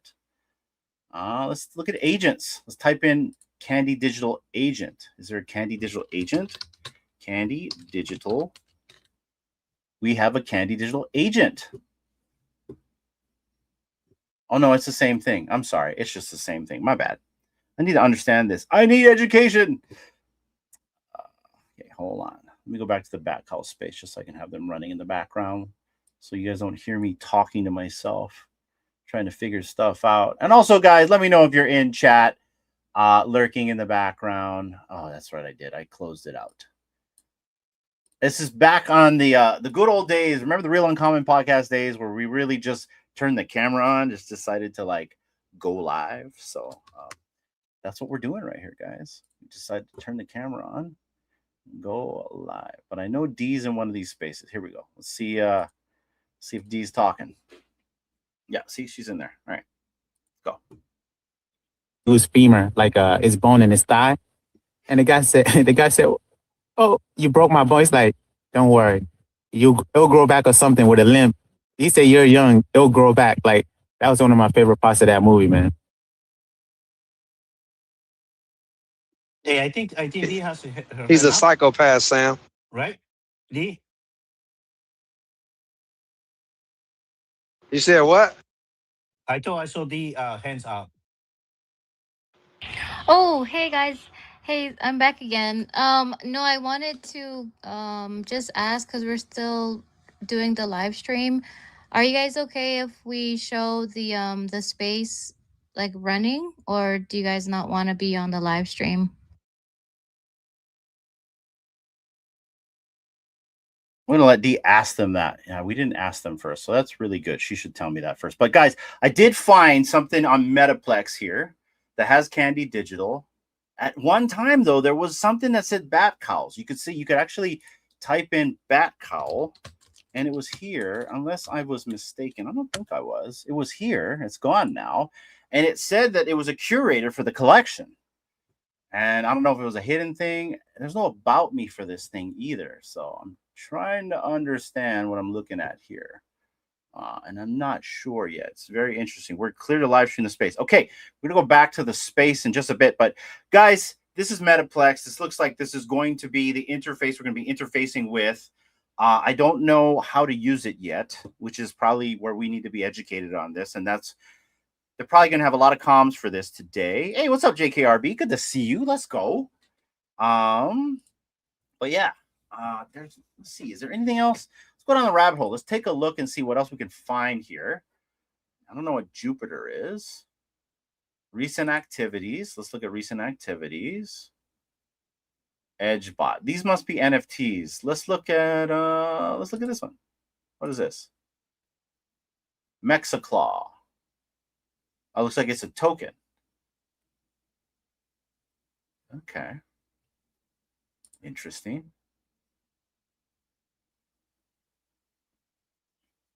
All right. That's what developer says. Developer. I am not a developer. Agent onboarding. What does that do? Summary. The Metaplex Agent Onboarding Guide is the canonical starting point for any autonomous agent integrating with Metaplex programs on Solana, covering wallet setup, identity registration, delegation, and optional token launches. Interesting. So it looks like that this agent will pretty much do a lot of that onboarding process for you. Super cool. What's up, Frobro? Good to see you, brother. How you been? Let me mute the screen in case you guys get double audio. Sorry about that. Brother, we are looking at Candy Digital right now. Right now, we're waiting for the website to come up. It's loading. It's rumored that it will be coming up very soon, which is why we're still live streaming right now. D is currently in the Bat Cowl space that we're going to go back to. She's talking with the Bat Cowl guys, but that's what we're waiting for right here, brother. We covered some of the documentation set out by Candy in terms of what to expect today once we're able to access the site. We also took a look at the podcast today on Billions that had Tad, and he was explaining a little bit more on how drops as well as auctions are going to be implemented in Candy. He prefers the auction route. Makes sense. He's with Sotheby's. but yet drops were going to be kind of like equated to like mid-tier. We're not sure how that works. And maybe for the content creators that are going to be asking questions, maybe ask them a little bit more like, what will drops look like? That's a question I would like asked. If you know, with the mid-tier stuff, because there's some interesting things there. And then we shouted out a few people because I know Jan and Josh are going to be talking story with him tomorrow, as well as Mains.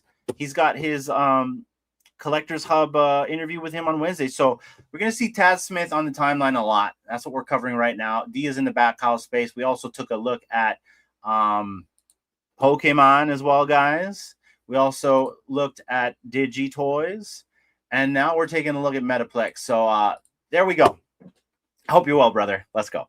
And I'm kind of going down the features and functions of Metaplex.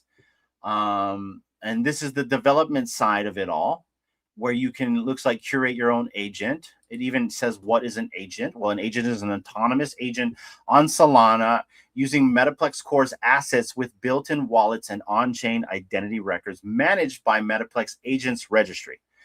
They can launch their own tokens to raise capital and earn revenue from productive on-chain. So you have an agent doing all this, not a human being. So a lot of this is really a cut cost, in my opinion.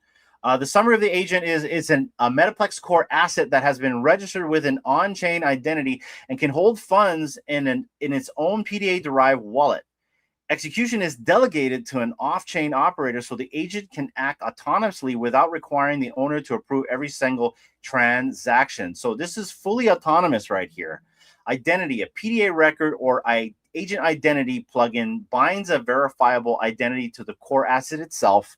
Your wallet, which is the asset built into the PDA wallet, is an asset signer, holds your SOL, your tokens, and other assets with its private key exposure. The delegation portion of it, which is an off-chain executive, signs transactions on the agent's behalf through Core's execute lifestyle hooks.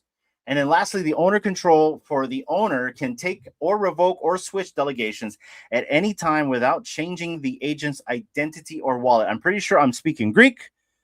So I suggest do your homework. And like I said, there was a summary here. I don't know where it went before. I'll go find it a little bit later, kind of just moving on the fly here. I didn't have nothing prepped.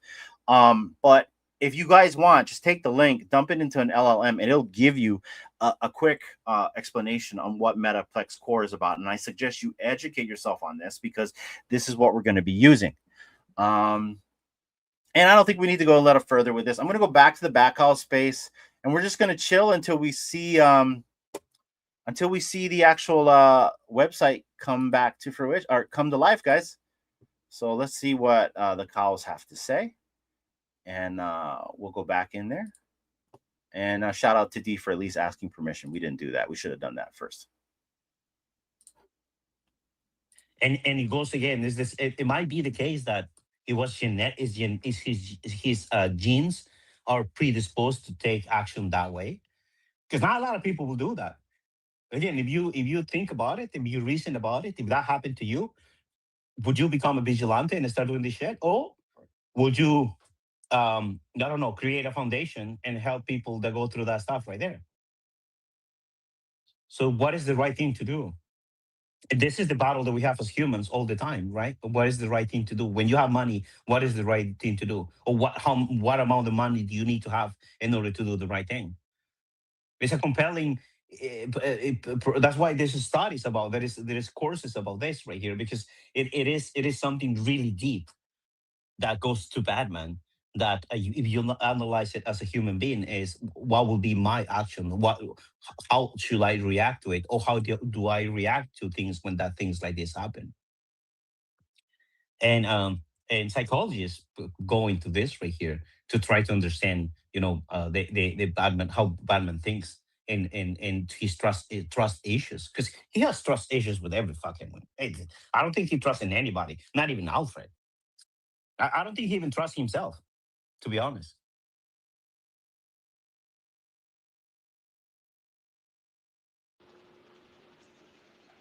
Hey, so I'd be curious to hear that course, Beat Angel, because somebody's telling a lie somewhere. Batman does give back. His name is Bruce Wayne, and he gives back probably the most in Gotham City. He has an orphanage for orphans. He does give back and does a lot of drives. He gives a lot of charity. He does a lot for the city of Gotham City and even for orphans in Gotham City. It's just when he puts on that cape and that cowl. And hey, in that point, right? I've been playing this Lego Batman, bro. The game is fire. I'm not gonna hold you. If you like Batman's, it's all of history. It's called, that's what it's called, the history of the Dark Knight. It is every part of every Batman movie, every part of his history, comics, the lore, everything, right? And in the game, the Zor-N-R suit is in there. And if you know the Zor-N-R, it's funny because with the Zor-N-R Batman, when he puts on that specific suit, he will kill you. He turns into a completely different Batman, and said to say he loses himself. That is interesting.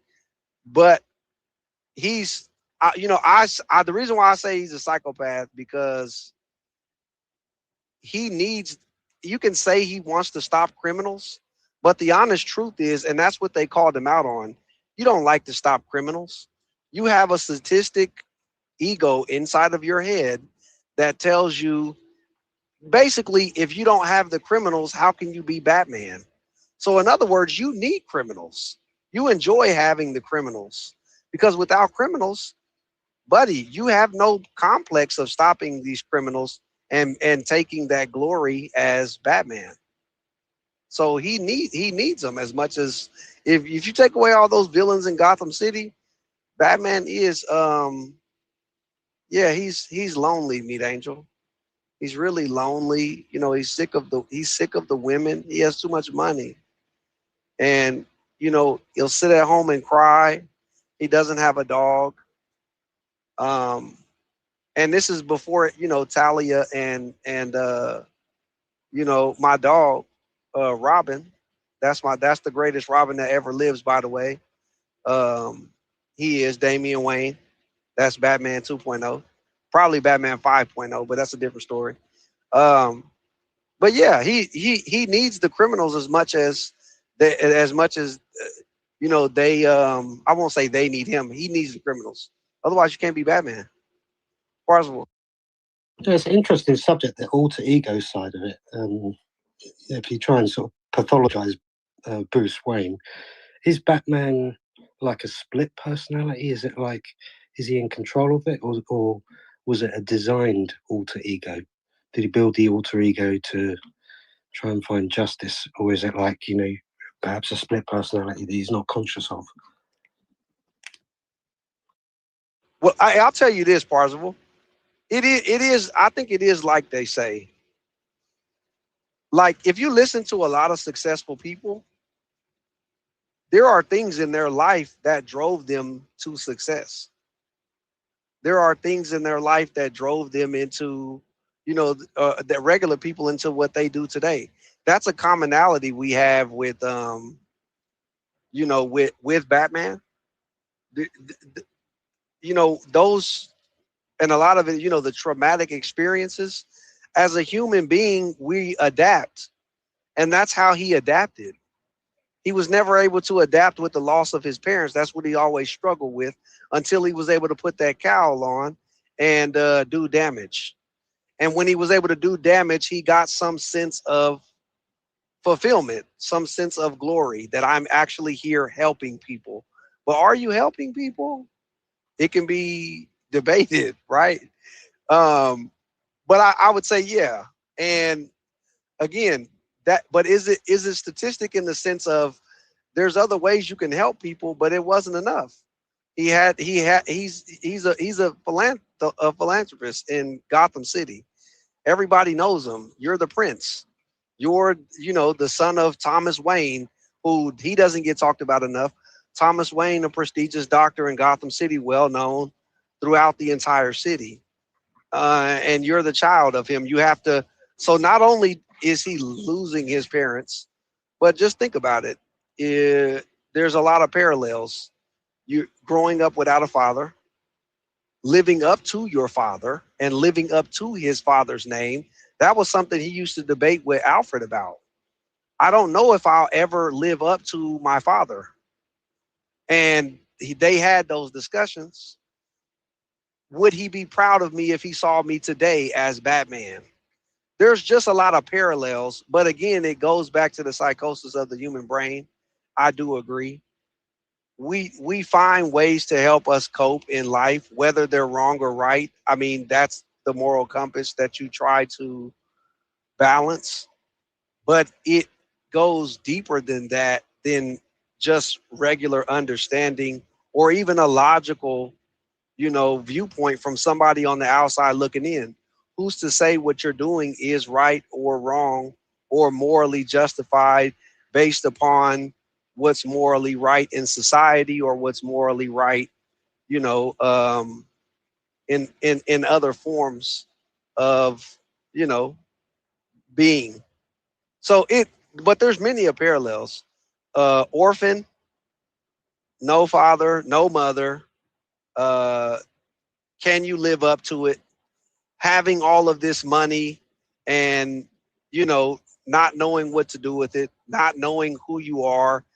Because when you lose your parents, again, you don't know who you are. That's another parallel. And living up to someone like your father, who was one of the greatest men in Gotham City at that time. It's kind of a tough, divide. And then not to mention you're balancing a company, a multi-million-dollar company, and you're a kid. You're the, it. Yeah, Batman is nuts. I'll just say that he's a psychopath. I didn't see who was first. Yeah, on that right there, really quick is because I got this, and then when I talk to older people, they like Batman and characters is the mask, right? Because this is something and then this is even ideological and philosophical. Superman doesn't wear a mask. Superman is Superman. Is Clark Kent. He wear fucking two sunglasses, and they believe, but a lot of people. Well, again, we see what we want to see. That's what they said about that right there. But in the case of Batman, Batman wears a mask.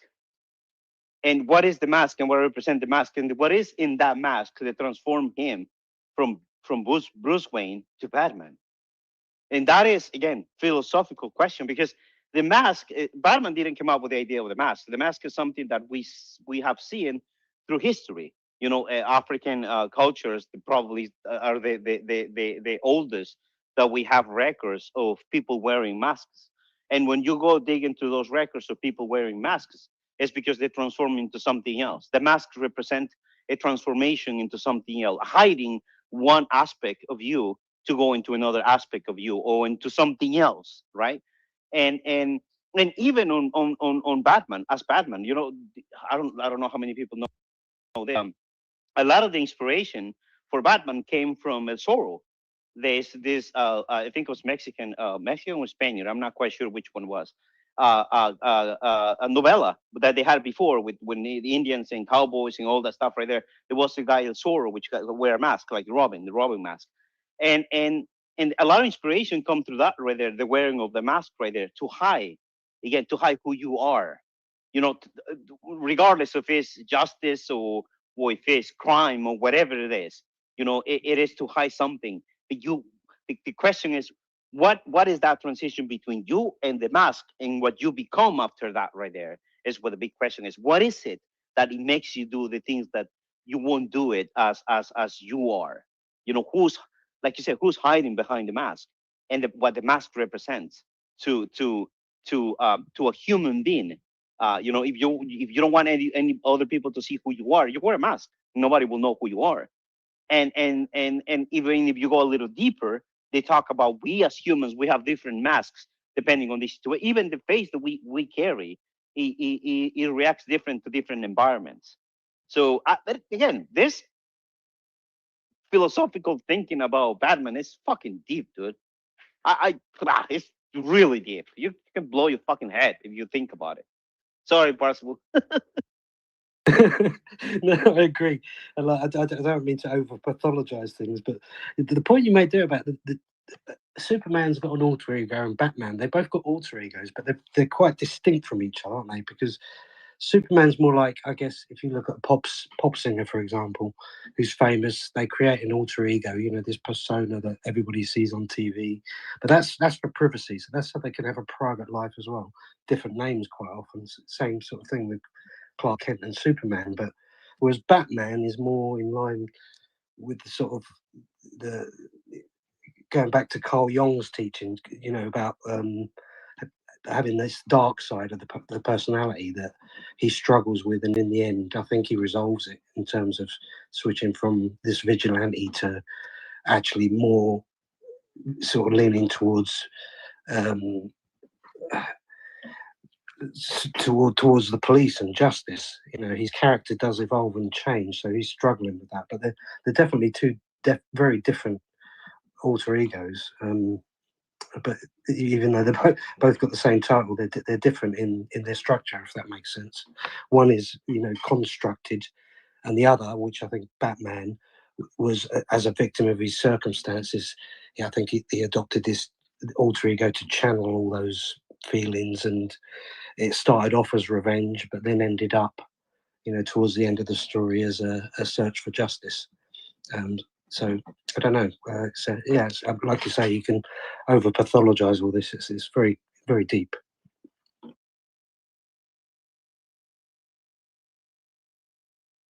Psycho. Vigilante, and I think if you look at all the other characters as well, Joker, and you know, they've all got this very distinct like traits, whether they be psychopathy or, you know, if you look at the dark triad traits, they've all got different versions of that thrown in, haven't they? So it's interesting, I think, from which is going back to the culture thing. I think as long as there's psychology and sociology, and you know, these are going to be popular characters because they do ask a lot of questions. Yeah, for some he's a hero, for some he's a villain, for some he's a psychopath, for some, again, you know, human nature. That's why, again, for me, again, I love a lot of the characters. You know, one of my favorites is Dr. Fate, but I won't ever inspire to be Dr. Fate because I can't. You know, he's beyond. He's a myth. He is beyond anything that is relatable to human being. You can see it, you can admire, you can like it, but you know, you can inspire to be that because it's not attainable. But in the case of Batman, it is. You know, again, he's rich, so the only thing you need is be rich. And then you can pay for all the fucking tech, and then also for two therapists, so they can fucking talk to you every day at the end of the day, because it's just really deep. He's you know, the way he thinks and the way he reacts to the world, and it's deep when you see it from, let's say that Batman did exist, and let's say that Batman was actually someone in the history of the human race that was there, because it's doable. Again, it's not unattainable. You can actually do it. What is, in what way you will see that person as a person, because he went through so much shit that, are you compiled to be kind to him? Are you compiled to understand what he went through? Are you compiled to judge that? Are you compiled to agree with it? And that is, you know, the deepness of a character like that, because it's human versus anybody else. You know, Eh, all the other characters, even Spider-Man, as much as we can think about he being human, he was, and maybe again, people will be inspired to that. Oh, I want to get bitten by a fucking spider. Maybe I become Spider-Man. But in reality, that is more a myth that that's something that can happen. Um, and that is probably why, you know, when you try to relate to a character, the one that is more relatable is Batman, with flaws and with good things and all the stuff. But again, you know, I don't know if a lot of human beings will be able to carry that burden, because I think it's a heavy burden to know that you have all the money to enjoy it in a different way, but refrain from that in a way, and then become a fucking vigilante and try to do justice on your own way, even though you kind of create more enemies than anything else. And that is the other thing. Without Batman, would you see the Joker? Without Batman, would you see the Penguin? Will those things exist if you didn't have Batman? That is the other question they ask about that. You know, is Batman the reason why the other villains exist? Without Batman, would they exist? And in what way would they exist? Yeah, man, it is a deep conversation. Fucking yeah, it's insane. Go ahead, Percival. Yeah, I mean that's what's a great. The most recent film, The Batman. What I took away from it was there is a concept of redemption there for this character, because I think he even says at the beginning of the film, he kicks the crap out of someone, doesn't he? And he says, "I am vengeance." And yet at the end of the film, he's searching for justice. So you see the character transition, don't you? So there's that concept of redemption there for somebody who's sort of borderline criminal, who's definitely a vigilante, who's who then kind of switches tack. I mean, that was my takeaway from the film anyway, that there was that idea of redemption there for this character, which is unique, I think, amongst all the characters.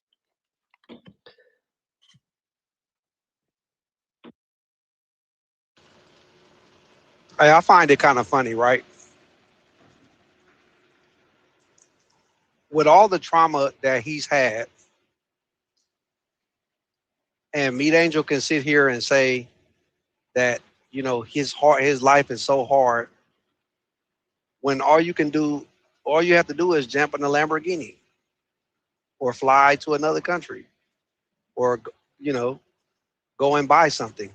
What about the people who don't have that luxury, Meat Angel, who are dealing with all of their problems? Should they just become Batman? Oh, they can't. No, they probably be They the don't Joker. have. They don't have Wayne Tech. They don't have Wayne Tech. You see, they don't have $1 billion company. You see what I'm saying? So I mean, woe is the rich man who has problems. Nobody else in the world has problems. Oh my God, Batman. Let it go, Meat. No, but I think it's a. He's a boy. If you analyze Superman is a man. He's a boy. If you Let's analyze that. If you analyze it, wealth comes with problems, and big problems too. That fine balance between wealth and everything else. Happiness, quality of life. Peace of mind. All those things. I think getting to the balance is not having too much, but also at the same time not being on necessities all the time, because that also causes problems. Um, the question is if when you get to the point of having all this richness, what is the option? Because you can escape the reality if you have enough money. You can escape the reality, go to live in an island and all of it. And Batman did, but Batman left. There was a time where Batman went and trained, Batman went and learned. But then you come back to reality, and it's what to do right there. And then you can see through the movies and the comics, he's back in Gotham because he likes Gotham. He wants to fix Gotham in a way, maybe in the wrong way, maybe from the wrong point of view, maybe not doing the right thing. But I think he wants to fix it because, again, he's going back to the trauma that from the beginning of crime caused this on me. How I can fix that a little bit so somebody else cannot go through the same thing. Maybe the wrong approach is that, but it's different, right? Because Superman can just fly, see, and then fix the issue and move on with his life, and he doesn't need a place to live. He doesn't need, I don't know, he doesn't need maybe food. He can just go up to the sun and then recharge right there like a fucking battery, and that's it. But as humans, but as humans, you need food, you need shelter, you need those kind of things. So yeah, I get what you're saying, but yeah, I don't know, man. I'm I don't know. My Batman has suffered so much, man. So Superman is just living in the sky now, Meat Angel. Just sleeping on clouds. Yes, pretty Just much. just sleeping on rocks outside, bro. He don't need a house. He's Superman. He doesn't need a house. He has a fucking place over there in the what is called that crypto whatever. He grew up in a house, Meat Angel. That's the Krypton. Oh, He grew up Krypton, in a home. Yeah. And what about Superman? He don't. And see, that's the there's the difference, bro. That's why it is Soups, bro. It's Soups. Why does nobody talk about Superman losing his parents? Huh? No, his Oh, parents. woe is the Batman. No, he lost his parents. And you know what, Meat Angel? He lost his entire lineage. He lost his entire race. Gone. Blip. Just him and Kara. And I guess there's a couple more out there, you know, depending on what story you read. But that's it. I don't see this man blowing up. I don't see him blowing up, you know, Metropolis. Why is he not blowing up Metropolis and beating the shit out of people, Meat Angel? He lost his parents. He lost his planet. He lost his race. He lost you know what I'm saying? He lost everything. He even lost Lois Lane at one point. And that's when we got to see a different side of Soups. That's different. And you don't want, and I'll tell you this, you don't want to see that Superman. Batman, no, he don't want to see that Superman. He saw him actually, and he was terrified. You don't want to see a Superman that's upset, and that's the difference. He has to control it. And somebody brought it up earlier. Having to, it was Sam, having to check yourself when you know how powerful you are, that's a different battle. Because you can go around and just tear shit up. Fuck it. I'm upset today. Fuck it. Let me throw a building. Let me drop 2 people out of the sky. I'm a little upset today. Batman, you know, he might do something like that. He might hang you off the side of a building if he's having a bad day. You know, he's Batman, right? Superman doesn't do that. Doesn't matter whatever bad things you do to him. And that's why they're the core opposites. And that is exactly why Bruce Wayne knows that Superman is more capable of leading because he doesn't even trust himself. And he said it. He said it. Why do you think he sets up all these protocols? He doesn't trust anyone, but he also don't trust himself. Because he's nuts. Meat Angel, he's gone. He's Joker 2.0. I'm reaching a little bit, but bear with me. Superman lost shit too. You see what I'm saying? And you know, even if you go through the parallels in loss, I think loss is a big part of a lot of superheroes. That seems to be common. You look at a lot of superheroes, they usually wind up losing someone or losing something. It becomes a part of their canon. And I think those are the pieces that make it more relatable to us with characters, because it can happen to anyone. You know, when that loss is something that is common amongst us all, whether you lose a grandparent or a brother or sister, an uncle, anyway, a coworker, and it can change you in different ways. But yeah, Meat, he's a coworker, and it can change you. Hold on, guys. Hold on, real quick. But yeah, Meat, he's a coworker. I don't remember where I put the space. Hold on, real quick. There it is. All right. Guys, it looks like we are live. We're going to go back to the website here. Shout out to the Back College for letting us hang out in there. I'm going to get my authenticator app, and we're going to get in right now. The website is live, and you can hear me. Oh, my gosh. That's terrible. Anyways, yeah, D, I'm already there. I was in the space, but shout out to one of our listeners right here. Let's see right here. Coach Neighbor, website change. All right. So you can't log in. You're going to need your authentication app. So go download a AUTHY app. I use the Authy app over the Google Authenticator. It's not the greatest in my opinion. Authentication required. All right, hold on. Let me back it up. Let me go back. Let me refresh. Let me get to my auth. In fact, you know what? We're going to do it this way so you guys don't see what I'm doing. Hold on, guys. Oh yeah, seriously, those guys, they got some fun conversations there for sure. All right, let me go to my Authy app here and let me get into my collection. Let's see here. Backup sync. So we'll go to Candy and see if this works. 424 415. Okay. Oh, that didn't work. Let's try again.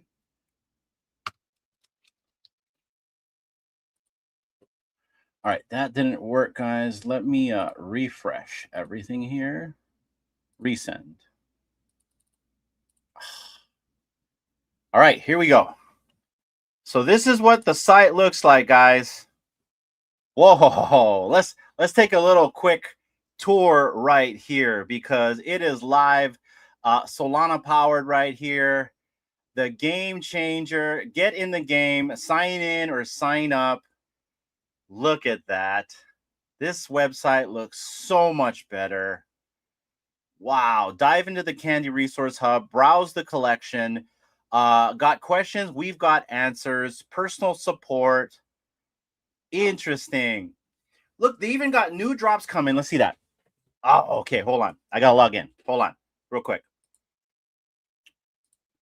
Okay, let me get in there. Let me get that. Let me get out of my authentication app just so that resets properly. And we're doing this in real time, you guys.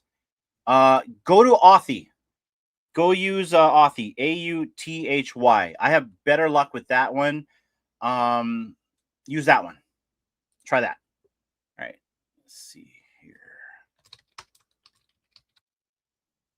Remember me. Authenticator. Okay. Authenticator. Oh, you can also do text messages too, or Kryptoni. All right. So, guys. All right. Here's my Authy app right here. Okay. That's kind of what it will look like. All right. I've got a Candy profile. Right. Let me make it bigger. Sorry, guys. All right. Okay. So right here, I already have a Candy profile right here. What you're going to want to do, and I'll show you right here, is you're going to want to scan this QR code with the Authenticator app. I'll go do it right now. So let me blow myself up again. So sorry, guys. I will. StreamYards, why do you do that? Okay. All right. So use the Authy app right here, AUTHY. You're going to hit the plus button right here, okay? And then that plus is going to come out here, and you're going to go take a picture. Let me get out of here. Oh, gosh. Here we go. Where's the X? There it is. That's not there. All right. Get out of there. Let me get out of here. My ugly face. All right. And you're going to want to take a picture. Oh, gosh. That is not what I wanted to do. Hold on. Candy.io.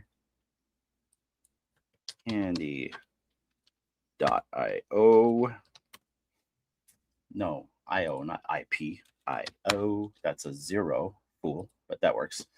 Okay. Oh, whoops. Wrong one. My bad. I opened up another browser. That's the problem. All right. Ha! One more time for the one more time. Let's go. All right. Let me close that. I'm going to have to close my thing here. Scan my QR code. All right. I'm going to do that right now. Okay. Boom. All righty. And I'm going to call that. Enter account name. Save. All right. Okay. So let's log in. Hold up. All right. Back. Okay. Yeah, I did that. All right, here we go.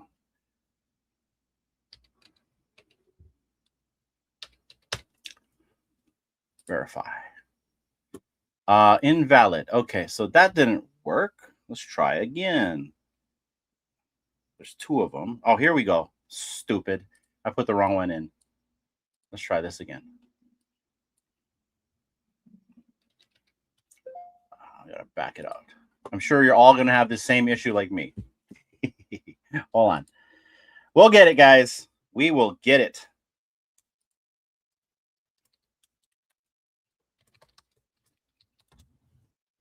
All right. Okay.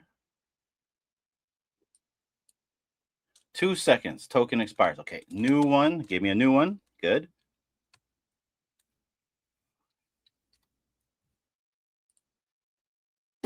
Invalid code entered. Invalid code entered. All right. This is what we'll do. Because I'm having problems. I'm sure you're all gonna have problems. So I'm gonna delete every single candy entry I have here, and I'm gonna do it again. All right. I'm gonna hit the plus. And I've had this issue before. This is how this works. All right. Okay. There it is. Hit save. All right.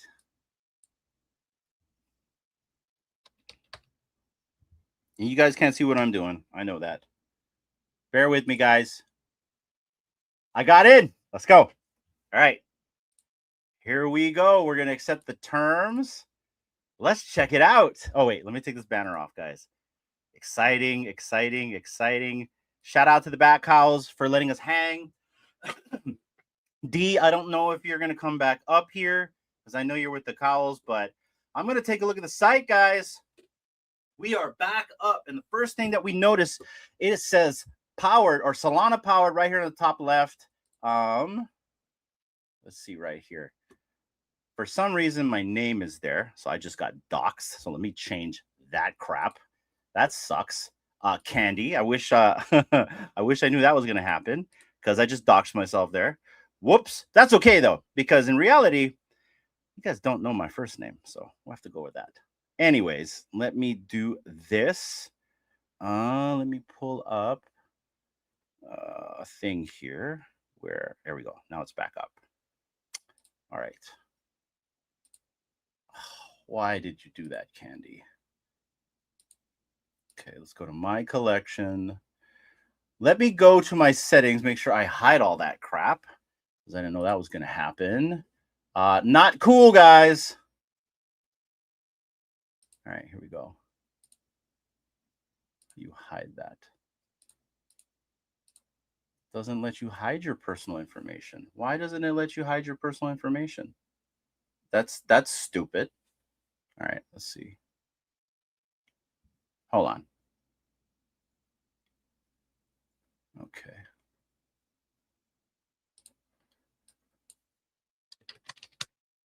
Let's do that. And D, are you still in the back call space? There we go. Let's see. There we go. That works. Oh, shoot. Hold on. Guys, my neighbor's here. I'll be right back.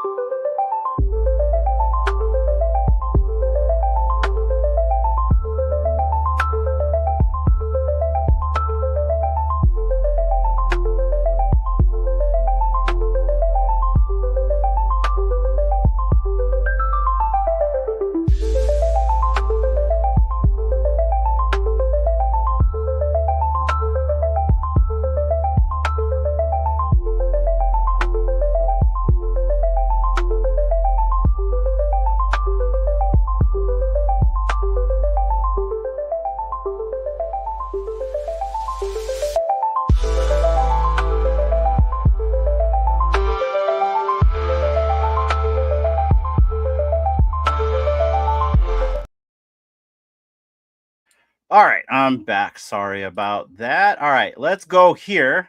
Now that I've gone through my settings. All right, guys, so this is what the website looks like. You're powered by Solana.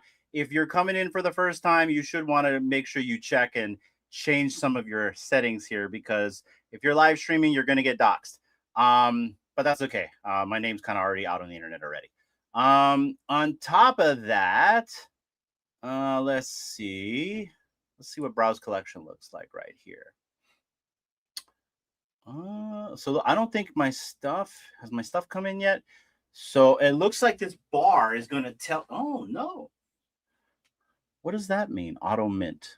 What does that mean? Let's go look. Auto mint full page uncommon. What does auto mint mean? What does that mean? That's interesting. Okay. I don't know what that means. Let's go. So this kind of looks similar to how it looked like before. Let's see here.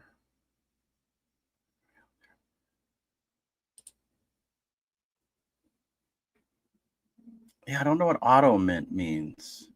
Progress. Oh, wait a minute. Okay. So in progress. Oh, I understand. Okay, got it. All right. So there's an indicator on the top right here.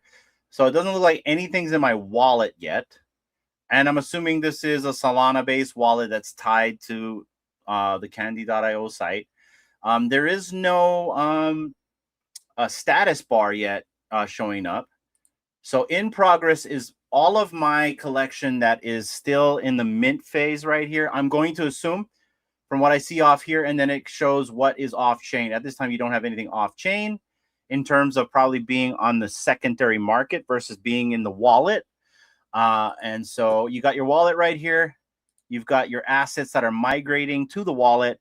And then looks like you have your off-chain data if it's not in the wallet anymore, and it's probably like in Metaplex or Magic Eden or something like that. I'm assuming that what that's about right there. Same thing goes for, I guess, my Netflix stuff too. That's also getting auto minted. So, and that's interesting. I never did ask him that question if they still had the Netflix license. I guess it doesn't really matter. Not a lot of people probably collected this, but it matters to Richard and I because we did collect this. So there's that. So, but let's go back to the storefront here. Let's see what's up with this. I like that. This is really cool. Pull chase own. Okay.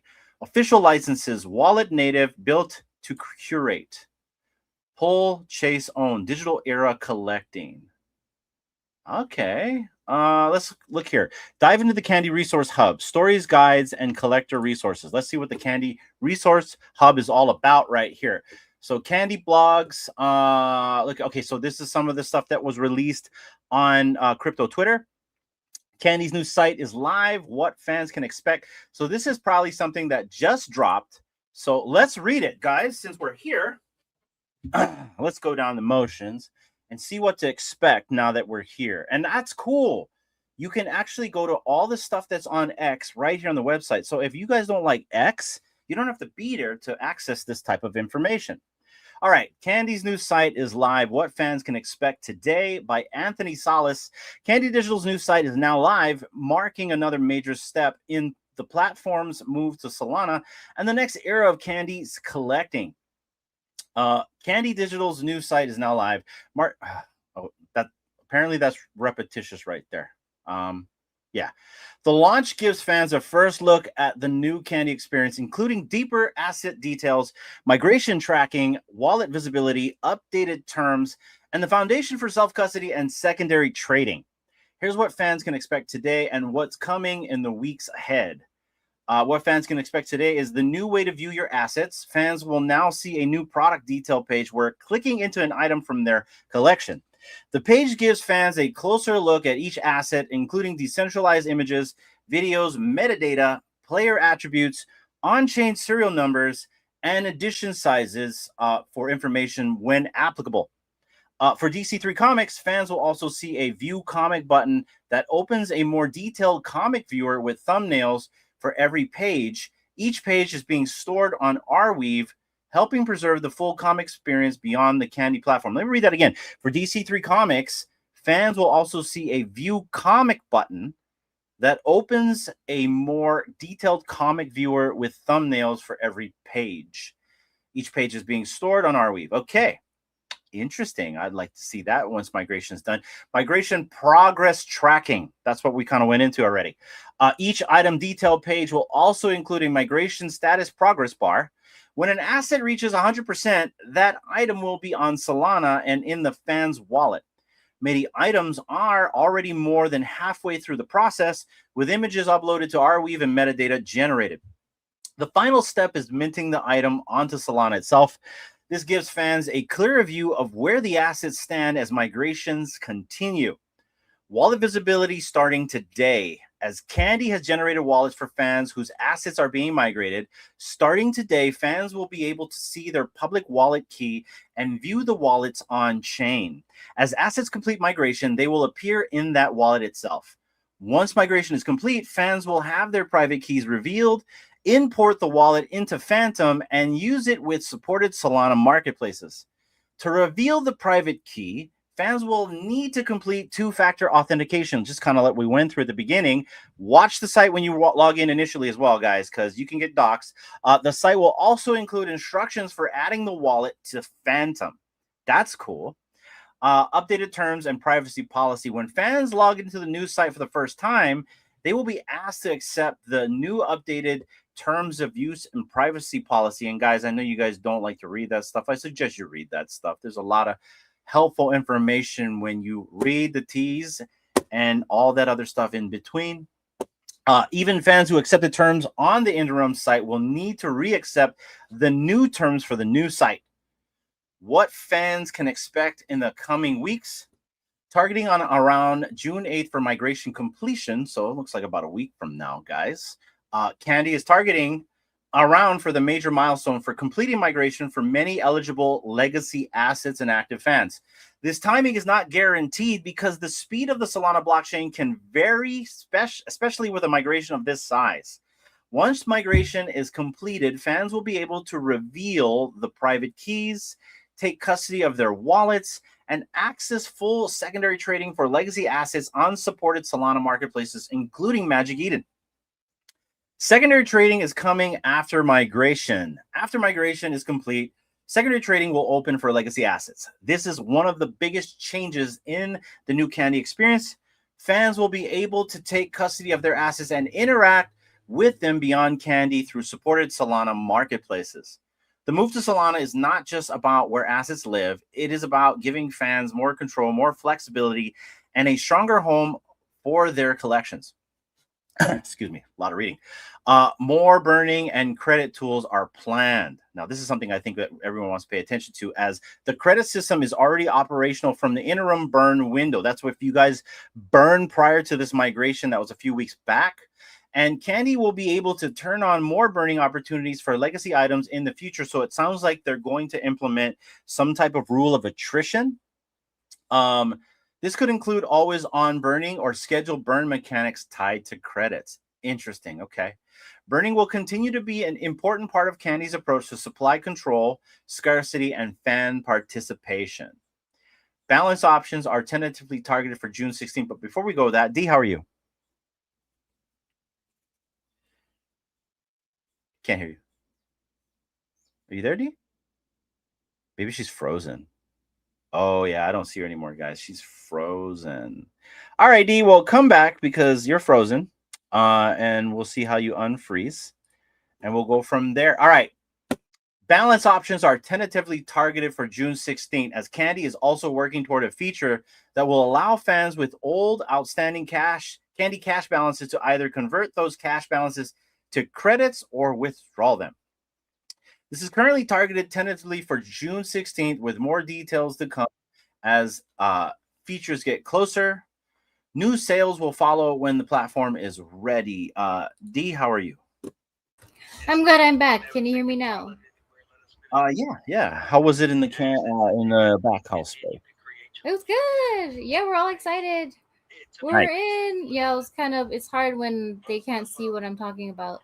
But I was kind of like walking, just kind of describing what I was doing on my account.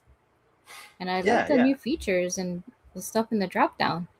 Yeah, whatever you do, don't share your Candy account until you fix some of your profiles. But let me continue this on, and then we'll kind of talk about what we're seeing right here. Let's talk about new sales will follow when the platform is ready. And he did tease that Major League Baseball is on the docket first. But before that, Candy begins selling new items. The team is working through key payment and infrastructure updates.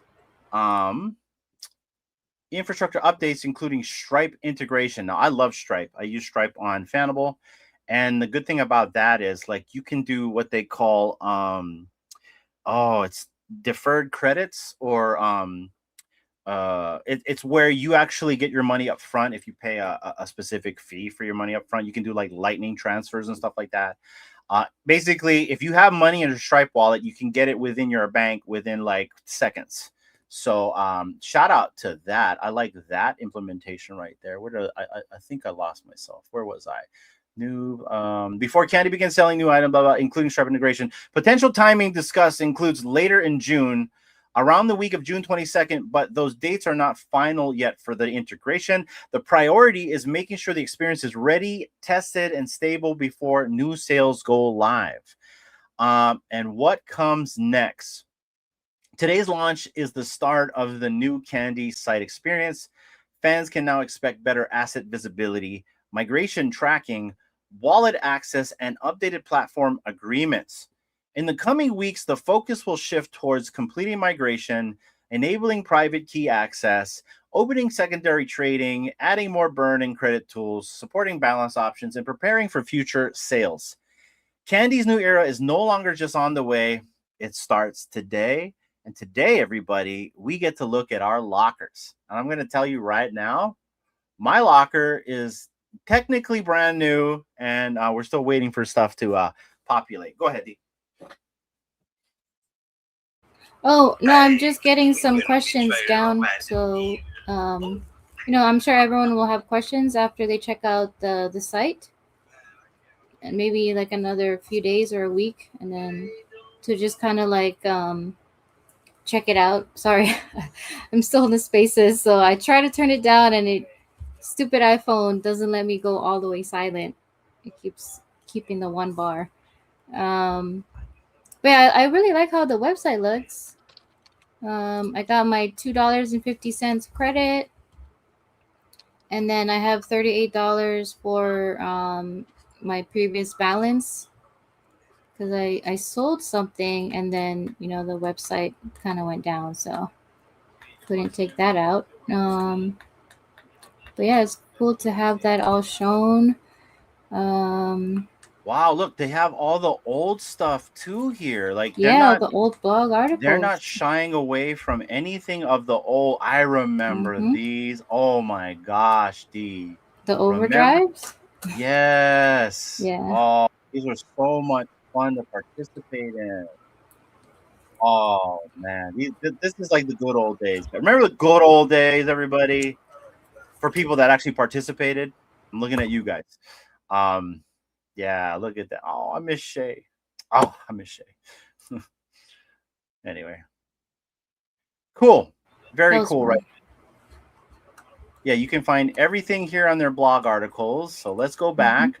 Let's see what jumping into the collection experience. So that's my collection right here, which is in progress. So we're still waiting on that. And there's no view comic thing yet because it's not migrated yet. But look, it gives you a status window right here on how long it's taking. So it is moving. Files on Arweave, metadata generated, minting queued. This is the migration progress right here on the status bar. You're able to see the pages, so you technically can read the comic. You just have to pinch and zoom. So when you go on the comic book itself, there's where? Oh, full page. Previous, yeah. So try scroll down. There should be one that says load page or see comic pages. Or maybe this one doesn't have it. Well, because this one isn't here yet, right? Well, I had one that I did, and it wasn't, the status bar wasn't complete yet, and it showed me all the pages. All right, well, let's find one. Let's try to find one, guys. Oh, this one right here. I love this one. This one right here. Nice looking. By far one of the best. Oh, it doesn't play anymore. Oh, here it is. There it is. There it is. Man, it took me a while to chase this one. Yes. So, yeah, I like this one. That's a nice piece of All right, let's view details. Oh, here, view comic pages. Okay. Yeah, it takes a while, but you're able to see all the pages. It's probably because it's trying to connect to Arweave, probably. Oh, are they calling me? Maybe. I thought I heard your name. Guys, I got mint number 5. I just realized I got mint number 5. Failed to download comic. Uh-oh. That's what it's trying to do. It's trying to download it. We'll try one more time. If not, we'll go to a different comic book and see if that one downloads as well.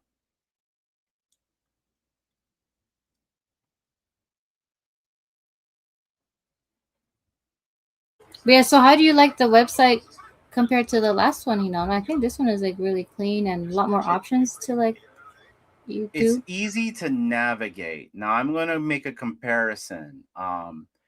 There are some websites that are easy to navigate, and I haven't really gone fully on this one yet, but like I'm going to say DigiToys did a better job at cleaning up their website, because before it was really bad. Vivi, I have a hard time navigating. But they got so much stuff going on in that one, but I have a hard time navigating the Vivi website. But this one wasn't bad at all. And it won't let me download this one, so I'll try a different one. But yeah, it's very simple and clear cut, and I like that. I like very simple, and I like how they kept it kind of similar to like how it looked like before. They probably did that for a reason, I'm gonna assume. We'll try that one. So I opened Detective Comics number 40, and that one let me do it. This one, okay. Let's see, full page, view comics. All right, let's see. Try it out. And we're just playing around here, guys.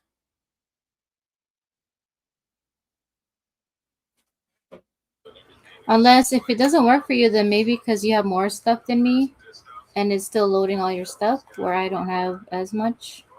Well, no, I believe you, because when I read the description, yeah, it's not working. And maybe because I have more stuff, but you can go and read your comics on this for now, and that's pretty cool. And it's probably pulling the images straight from or downloading it straight from Arweave, right?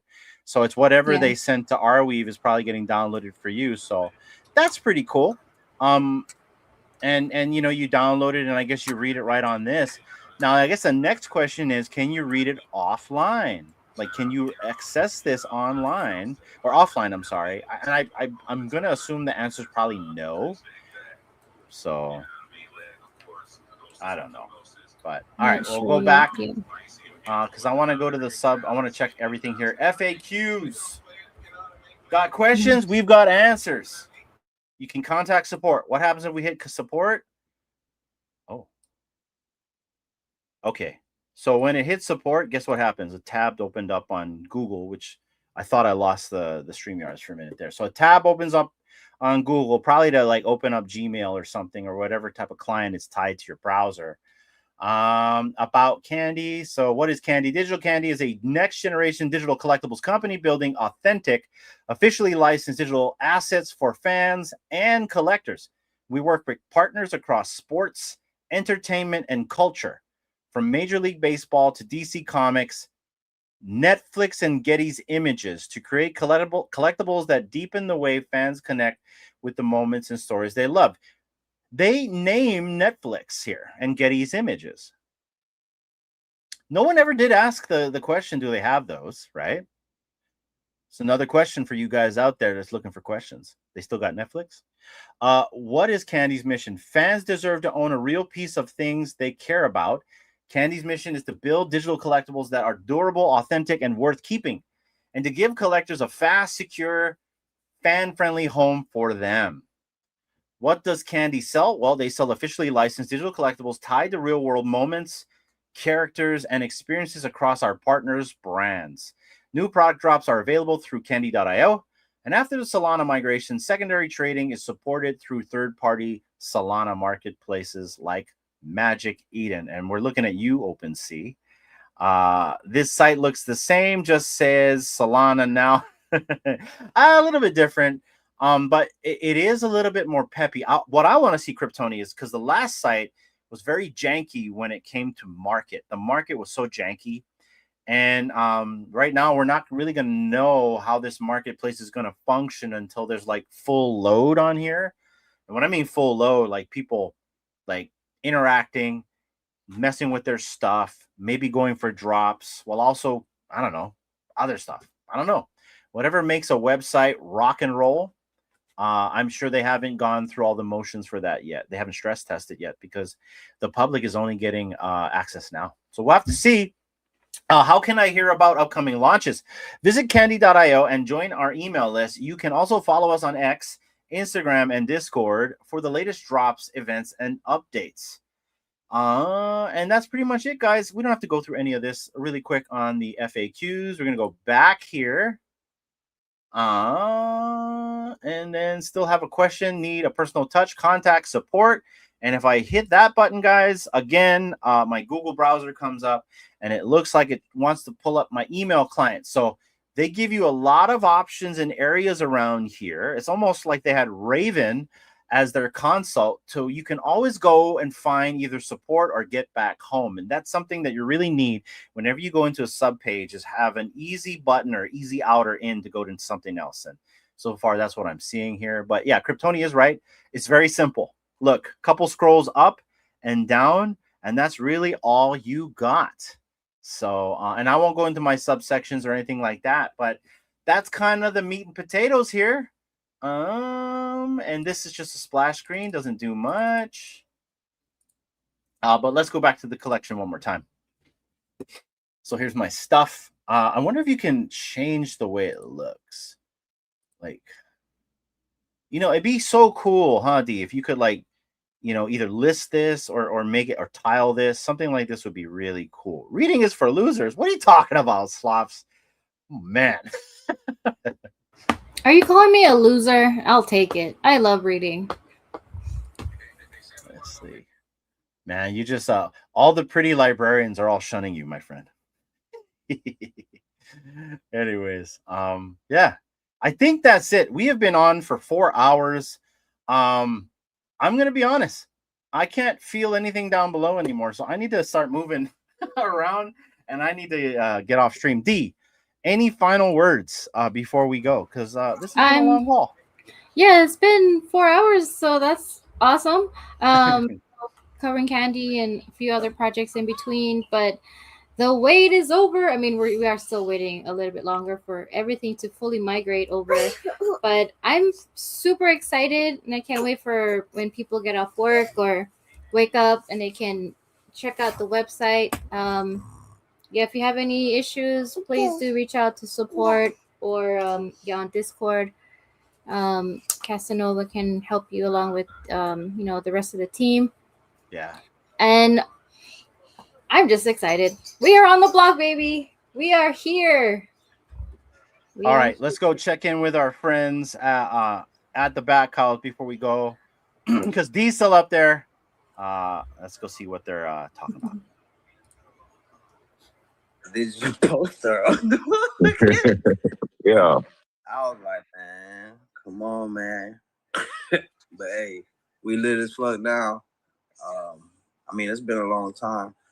Really, shit, 4 years, almost 5 years here, right? With buying the rumor, right? That's what it was. It was buying the rumor for 5 years. I mean, not too many people do things like that.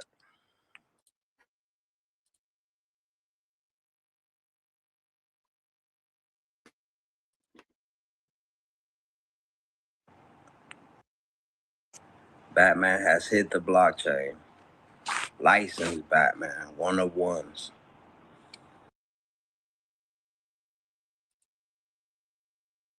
That's right, guys. Hey, you think it's gonna hit the news?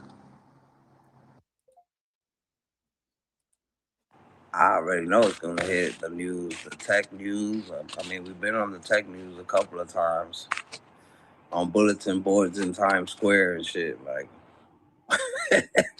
I won't be surprised. Fox News, CNN. Uh-oh.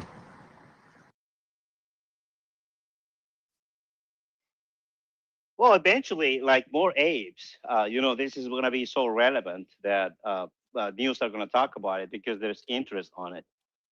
And again, you know, news and all the stuff that we see nowadays is value on the exchange of money. So when you see prices going for 5, 10, 20K, whatever, people are going to be willing to pay for it.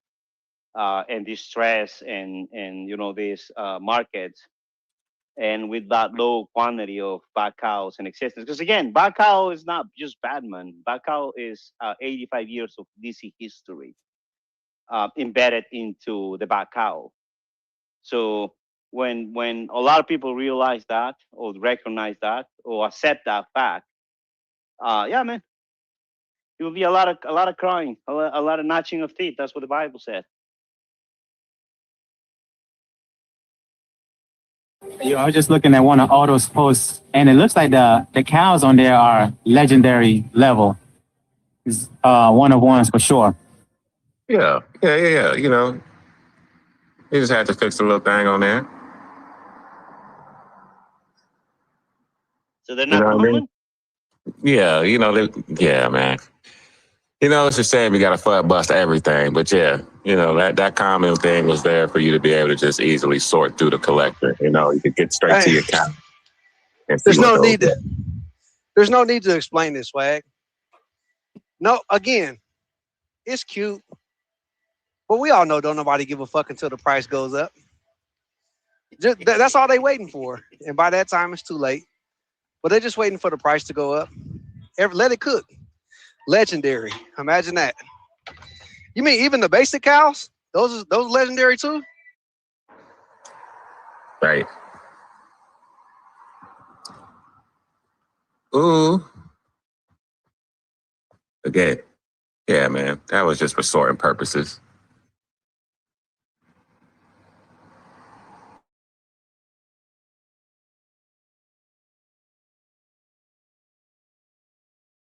All right. That's it. I gotta go.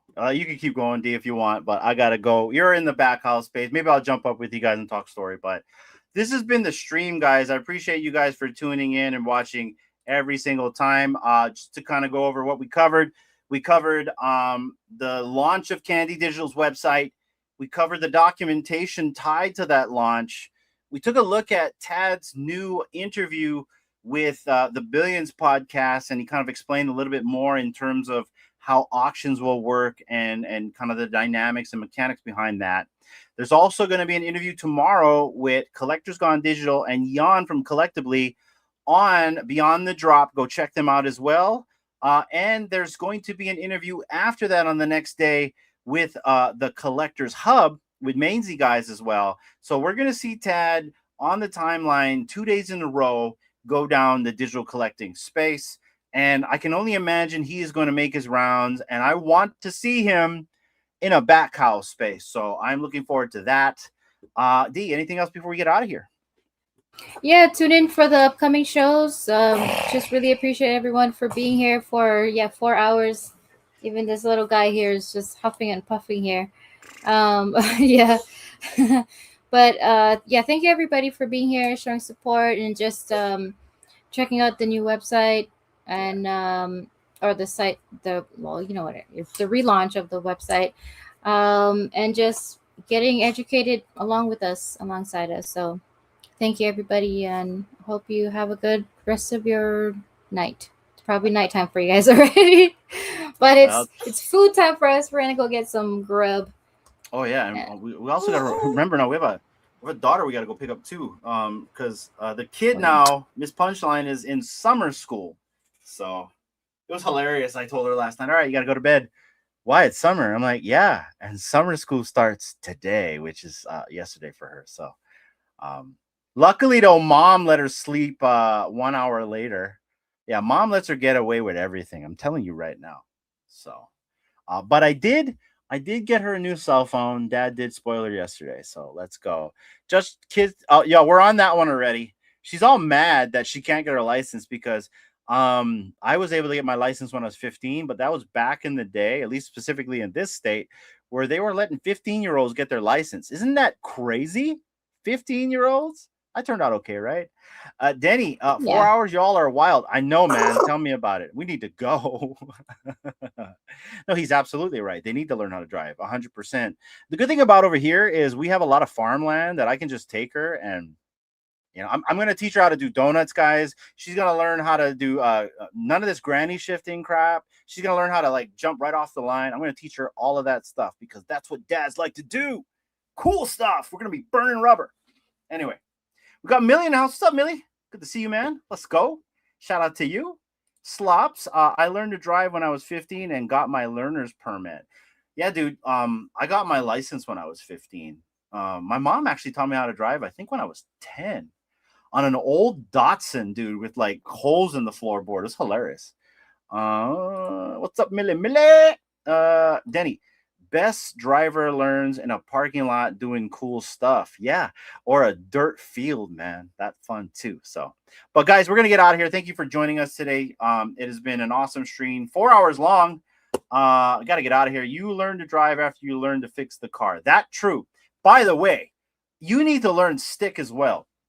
My son is going to learn how to drive a stick shift before he learns automatic, because I'm going to tell you right now, every man should learn how to drive a stick shift. Pause. All right. Batman has officially hit the blockchain. All up from here. That's right. Up and to the right. Let's go. 1,000 dirt fields for sure. And a couple donuts in between. Guys, this has been the True Media Show. Thank you for joining us. We'll catch you guys tomorrow for virtual radio. Until the next time, take care and aloha.